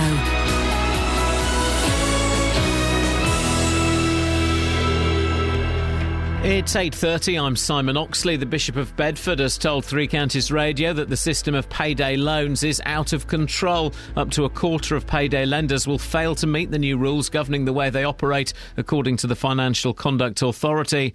Police have confirmed that a lorry driver died in yesterday's crash on the slip road from the M1 to the M25 in Hertfordshire, and St Albans Cathedral is to receive over £4 million in Heritage Lottery funding. 10 projects nationwide will receive a total of £30 million under plans announced this morning. Three Counties Sports. BBC Three Counties Radio. Luton are closing in on the conference title after 2 goals in the last 8 minutes gave them a 2-1 win at Dartford. Pelly Ruddock and Andre Gray were the scorers. Here's assistant manager Terry Harris. They made it very hard for us, and we started off as a 4-4-2. To a certain extent, in first half we was in control, but both boxes we didn't put our chances away in the first half. We had a couple of chances and we didn't defend the corner very well. And then you make changes second half and you hope one of those changes comes to the fore, and Pelly came up with a good, certainly for the first goal. Luton remain 13 points clear after Cambridge also won, but 3 more wins will be enough for the Hatters. Stevenage are off the bottom of League One, but still in the relegation zone after a goalless draw attempt to lead us Wolves, but an important point for Graham Westley's side. They're the top side, they're champions-elect, they're in good form, not been conceding a lot of goals and they've been scoring a plenty, so it was always a game that people were going to probably feel was there for them to win rather than us, but I thought the lads showed what I've been saying, which is that in 2014, since we brought 1 or 2 in, we haven't been a bottom side. We were bottom because of the start that we had to the season. Manchester United drew 1-1 at home to Bayern Munich in the first leg of their Champions League quarter-final. Here's manager David Moyes. I think hopefully tonight it shows that we'll be there. We'll go toe-to-toe with them and we'll try and come out on top. It's a tough tie, but we all believe that we've got a great chance in the competition. We really do. Our best football's been in this competition, and we'll need to show our best football when we go to Bayern next week. Tonight, Chelsea are away to Paris Saint-Germain. Hemel Hempstead are 9 points clear at the top of the Southern League Premier Division after a 2-0 home win over Chippenham. And Tiger Woods will miss the US Masters Golf later this month after having surgery on his back. BBC Three Counties News and Sport. The next full bulletin is at 9. Call 08459 455 555. BBC Three Counties Radio. Lots and lots to cram in before JVS takes over at 9 o'clock. Payday loans. Let's read a couple of texts on payday loans. Zasha said... Oh, Zasha, that's a nice name, isn't it? Zasha. Beautiful. Z-A-S-C-H-A. Do you think that's a man or a woman? I think it's a beautiful Middle Eastern woman. Well, there was a boy called Sasha at my school. No, this is Zasha. Well, I think he might have been Zasha. Well, he wasn't. He was Polish Sasha. parents. Yeah, I had a Yugoslavian kid at my school called Sasha. We used to call him Sergeant Sasha. I have no idea why. Oh. Good story. My friend Malcolm drew a picture of him bouncing down a hill. I don't know why. But Zasha, purely not relevant at all. Man or woman, and whereabouts is it from? Just so we can picture you. Just but we want to pigeon you. Pigeonhole you. Do we? Probably best you don't tell that story, Kelly. Zasha says, I took out a £200 payday loan in December 2012. It was Christmas. I had to go home and I had to buy presents, but simply couldn't afford it. The following 6 to 7 months were the worst time of my life. I couldn't repay it, and the amount got bigger and bigger. I was completely down. Eventually, I just decided to use all my wages to pay it back and get it out of my life and then hope for the best. It was a very tough time. I've learnt a lot from it. I'm much wiser now. Saving up money monthly for when times get tough. That's the thing. Saving is kind of the thing. I once got caught out by a terrible tax bill. Yeah. 10 years ago. Terrible tax bill. And the best advice anyone gave me was just put half your money away. And I'm fortunate enough, I'm in a position I can do it. Put half your money away, that's your tax, and then you'll have, at the end of the year, if you've played it well, you'll have some spends left over for a little treaty. If you can afford it, it's well worth having. If you can afford it. Because not everyone can do that. We're all a tax bill or a broken boiler away from this kind of stuff. Seriously. 2 wage packets or something? And I think a little bit of bad luck in terms of personal life or work, you're in trouble. You could be totally in trouble. Prior to the credit crunch, this is another text here. The banks gave you easy money. You could literally click for a 5k loan or 12k credit cards. Hours later, you had the money. I know, I ran up £80,000 of debt. The first 10k was to get by. The rest was to pay interest and other loans. It just spiralled, still paying it off. Tip of the day, don't borrow if you can help it. 08459 455 555. Catherine's been invited to a school reunion. She don't want to go. Sarah's in Harpenden. Morning, Sarah. Morning, Ian. Have you been to a school reunion? I have. It was great fun. Tell Catherine she must go. Why was it so... Well, first of all, how old were you when you had the reunion? 30. Hang on a minute, you only left school about 10 minutes before that. No, not at all. I was 30 when I went to the school reunion. I left at 16. Yeah, OK. And that was in 1998. So. Hardcore. Happy hardcore. Was there any doubt in your mind? Were you a little bit anxious about going? No, not really. Not at all. And what happened when you got there? What was it like? Well, it was great. We went, it was in a local pub, and the evening was really good fun. Everyone was enjoying themselves and having a laugh. kind of as the evening progressed, the drink flowed as it does. You know what it's like. Beautiful. And a few people decided to cop off with each other. And the fact you've used the word cop off implies you went straight back to your teenage self. Absolutely. I didn't do the copping. Can I say copping on the BBC? Is that all right? You can say copping just about, yes. Oh, good. Well, there was one man I knew, and he was a bit of a lad at school, you know the type. Oh, yeah. A bit I know it all, that sort of thing. Yes. And I knew he was married by now, and he was copping while he was married. He was copping, was So he? while he was doing the copping, I yelled in his ear, "I'll get back to your wife," which wasn't very good. That's really going to put a dampener on any romantic scene. And then I went home because my kids were young at the time, they were babies, and I forgot all about it. Anyway, this is a good bit. About 4 months later, this said man walked into my place of work at the time. Oh, yes. I was working as an auxiliary nurse in a local care maternity unit. Yes. Right, and he came in with his wife. Oh, not the person he was copping with, and the wife was really heavily pregnant, obviously going in there to give birth. Oh, no. And I had to show him to a bed, and you can imagine how mortified he was when he saw me. Oh, I can imagine that exact feeling, yes. It was. But do you know what? To add insult to injury, I'm really bad like this. I said to him, "Oh, hello. How are you doing? Wasn't the school reunion good? Sarah. Didn't you have fun?" Oh, no. Right in front of his wife. Oh, no. Did he say anything about it? He didn't. He just went bright red and he was mortified. Blimey, Sarah, fantastic. Thank you very much indeed. Well, that must have sold it to you, Catherine. That sounded like a whole heap of fun. No, I'm not going. Okay, that's absolutely fine. That's, oh, gosh. I was starting to soften. I'm completely softened. I'm feeling that, guys. I've got that anxious knot in my stomach for that bloke. Can you imagine? He walks in through the door. You've got to pray it's a quick labour, haven't you, in that circumstance? Deary me. Naughty gentleman, and well done, Sarah. 08459 455 555 is the telephone number. We're talking about the Brake, the road safety charity, want to lower the speed limit in built-up areas to 20 miles an hour. Got a couple of texts here. Paul Senior says the speed limit should be 20 miles per hour past all schools and in cul-de-sacs. There was another set of texts that were angry. Here we go. This is it. Ken in Rebel. 20 miles per hour is right on the line between third and fourth gear. You would spend all your time dancing between the two. Sounds harsh to say, but people who have lost loved ones to car accidents are in the worst position to make judgments on these issues, as they are channeling their grief into it rather than getting on with their lives. And Tony says, Ian, I'm sick of these road calming measures. All the speed bumps and potholes just make driving a nightmare. If you want road calming measures by schools, then ban cars during certain times of the day. Stop parents driving their kids to school. After all, it's mostly parents driving like nutters to make it into school on time. Walk to get some exercise. Keep the roads clear and keep the kids off the road, says Tony. Pat's in Dunstable. What do you reckon, Pat? 20 miles per hour speed limit, good idea or not? It'd be a good idea, but trying to watch the speed out all the time is not going to help, because it's only you'll be running into other cars. Why not have some kind of a warning to tell you the speed you're travelling at? A warning? Yeah, you need some kind of a warning device, because most of the cars when you're driving now, you cannot even see the speedometer. Well, you can. It's in front of you. It's not in front of you. It's not behind you, is it?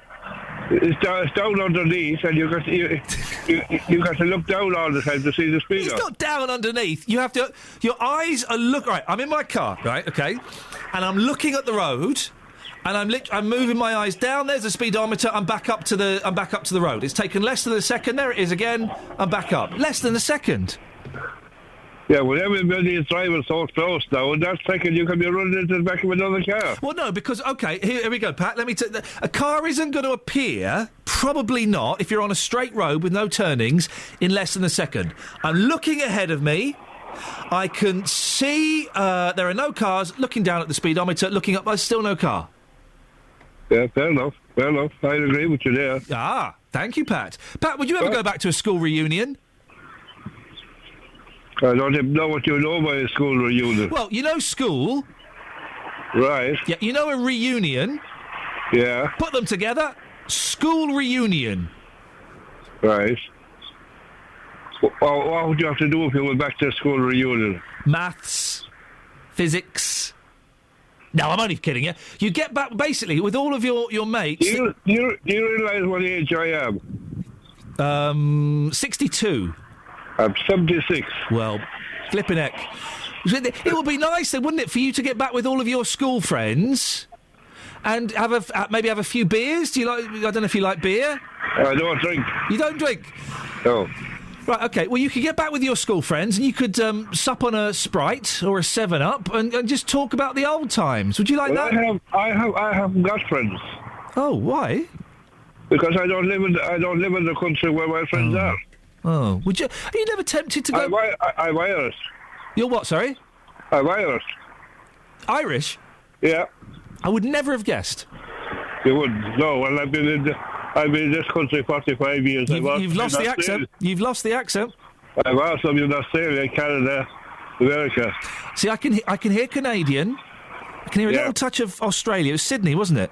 Yeah. I can hear it. I can hear it. But I cannot hear the Irish. All right. Yeah. It's gone. Yeah. Well, good for you, Pat. Yeah. Well, it'll be there very shortly again because I'm in the process of selling up at the moment. Oh, you're going to go back home? Well, I have to get out of here because I've been... Why? Are you in trouble or something? Oh, I'm in big trouble here. Why? I've had attempted murder twice in my own house.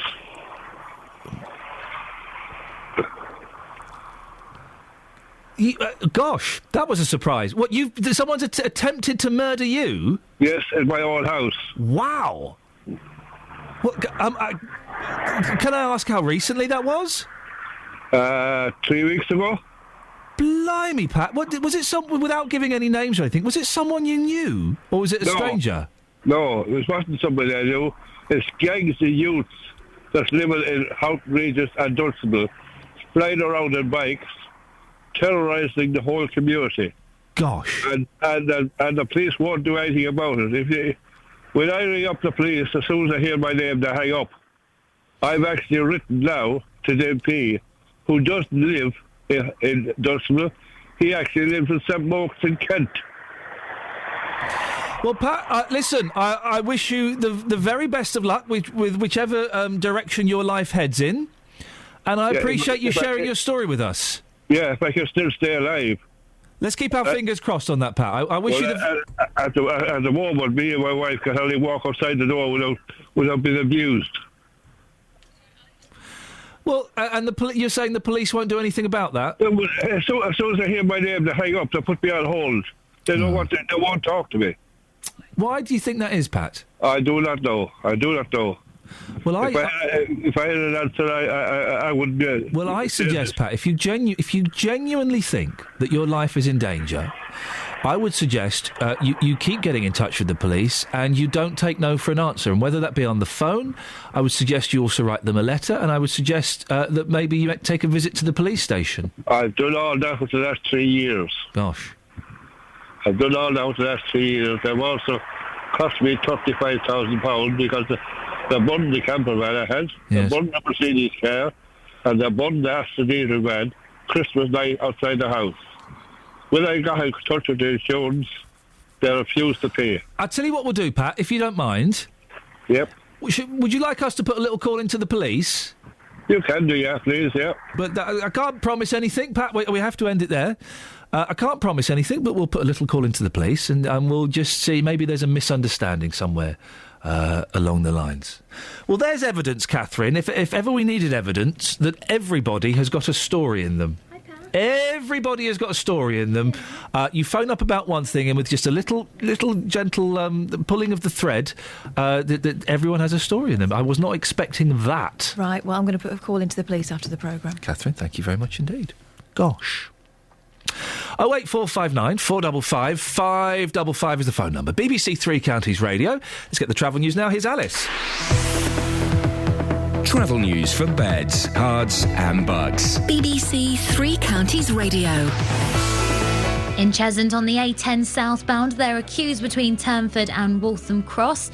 Also on the speed sensors in Hertford, we've got queues coming from the A10 towards the centre of town on the A414. At the Park Street roundabout, all approaches are queuing at the moment. And also on the M1 London bound, things looking very heavy on the slip road to the Junction 6 M25 clockwise.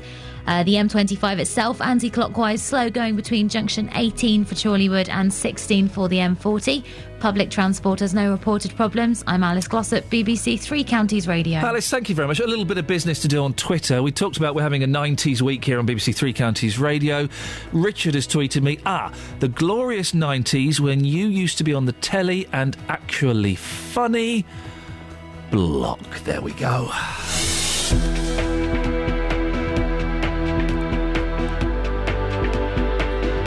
Right, it's 8:46. It's Wednesday, the 2nd of April. I'm Iain Lee. These are your headlines on BBC Three Counties Radio. The Bishop of Bedford has told this show that the system of payday loans is out of control. St Albans Cathedral is to receive over £4 million in heritage lottery funding. And in sport, Simon Oxley is set to... Oh, for goodness sakes. Is he allowed to... You used to do the news, Catherine. Yeah, he's allowed to do what he wants. Really? He can write any old rubbish? What's he doing? Claiming his money? And I've got to read this, have I? Well, read it and I'll tell you whether you have to read it.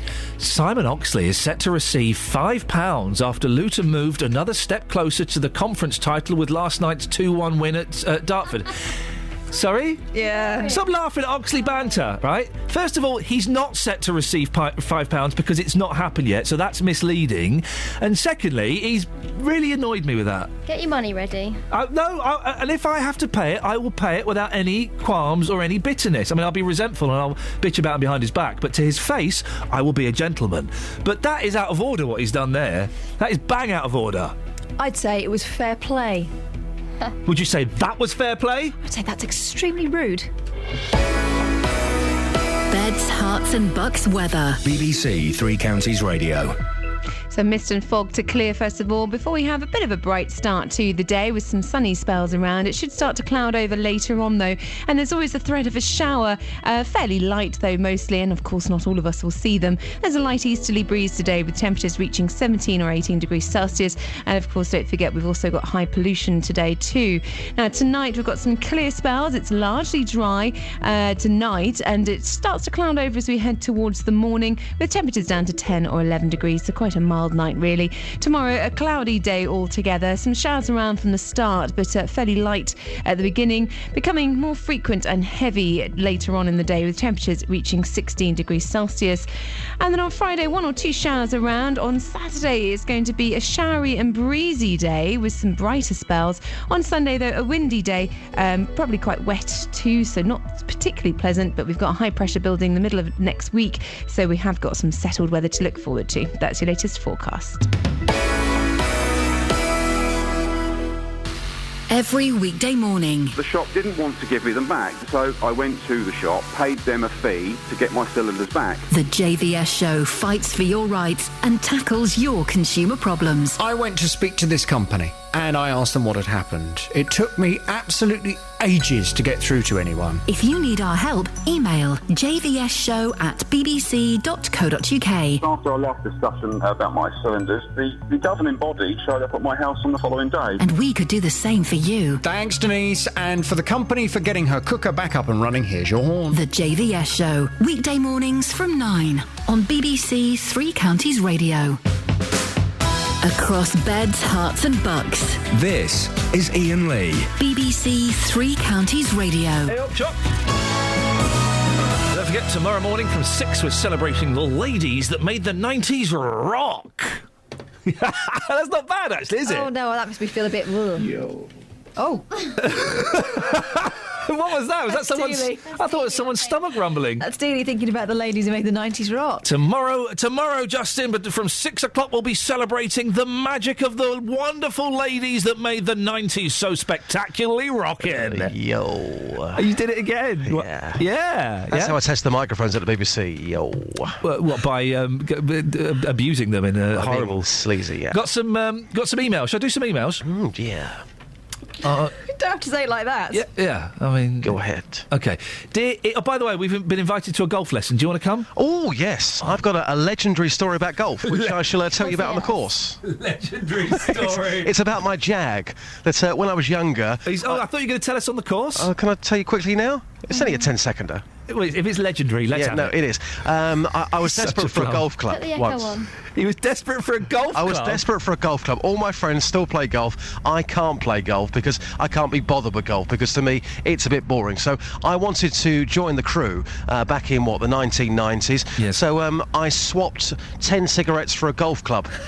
And for that particular period I was pretty good. But somebody still, and one of my friends has got it, and they're still denying it to this day, somebody has still got that legendary Jag club. If you've got it, Ben or Paul, give it back. Yeah. I've been asking for the last 15 years. Just Gosh. give it back, all right? Wow, so not actually a legendary story, just a dull personal rant. No, listen, I made Justin's magic. got beef and he's using my show to cook it. But I made magic with that Jag, so bring the Jag back and I'll get back on the golf course. Dear Ian, Catherine and... Anyway, we're going to go for a golf lesson. Good. Dear Ian, Catherine and Kelly. Catherine... You really should go to the reunion. We still have get-togethers every couple of years, and our schools ceased to exist in the early 1970s. So doing it every couple of years is too much. You do it once every 25 years. That's it. You can't... Hey, guys, what will happen at this reunion, Catherine, at the weekend is everyone at the end will go, we've had so much fun. We must see each other more often. You'll all swap phone numbers. You won't speak to each other ever again. I haven't got time. I haven't got time for my existing friends. At almost every reunion, says Philip, we see someone who hasn't been to one before, and they always have a great time. By the end of the meeting, it's as though we've never been apart. Shall I go as you? I'm quite frightened of, by the way. Gosh, you've changed. Oh, no, I remember you now, Catherine. Yeah, you were short and blonde, yeah. Our average attendance is over 250, and we usually have between 20 and 30 friends from our year. See, I'm kind of wishing that someone would organise a school reunion for me now. There is talk of a reunion at my college. It's partly because it's for the course, not specifically my year. So it's 30 years of this course, and it's because the park the college is in is being sold off, so it'd be private land. And I have just posted on the face page. It looks like me and my mate are going. Does anybody else who knows us fancy going? And I've written, guys, Beulah. But it's a desperate plea for people I know to go. Otherwise, that would be weird. That'd be weird. You'd go to one, wouldn't you? Just at the drop of a hat. Yeah, of course I would do. And I have to say that I'm very fortunate that I'm still in touch with a number of friends from school. Because they're not so fortunate. Absolutely, but I think that those friendships are the strongest. No, it's true. Absolutely true. I like it when you get sincere. I'm still friends with my friends from school because they are good friends. I kind of think the ones I lost touch with, maybe there's a reason for that. But then again, you might have lost touch because of a job or something like that, or you may see these people again and become very, very close friends with them. They could become your best friends. Jack in Luton has texted in, I went to a firm's reunion. You get firm reunion? That's weird. I won't go to those. It turned out that I left the company just before it went bust. I was the only happy person there. All the rest were still bitter over their redundancies. Exactly. You've been speaking to people about this, Just. What have they had to say? Yes, I've been asking people for their reunion stories and whether Catherine should be going to her reunion this weekend. Here's what people had to say. No. Why? Because the past's the past. If you're still friends with the people that you went to school with, then that's great. But otherwise, no, don't bother. Oh, you're a bit miserable, aren't you? No, I'm not. I'm fine. I mean, have you ever been to a school reunion? No. I presume you got the chance and you said no. Correct. Paul, school reunions. Have you been to one? Yes. About 10 years ago in Oxford to my wife's gathering. Ah, right, so it wasn't your own school friends, it was your wife's. What was that experience like? It was quite good fun, actually. Yeah. It was held down by the river in Oxford in the park, so picnic, and it was quite nice seeing her, meeting up with all her old school chums, etc. Were you a bit paranoid, though, because the ex-boyfriends would have been there? No, not really. I didn't know them from Adam, so it didn't make any difference. So, school reunions. But you're up for them, aren't you? No.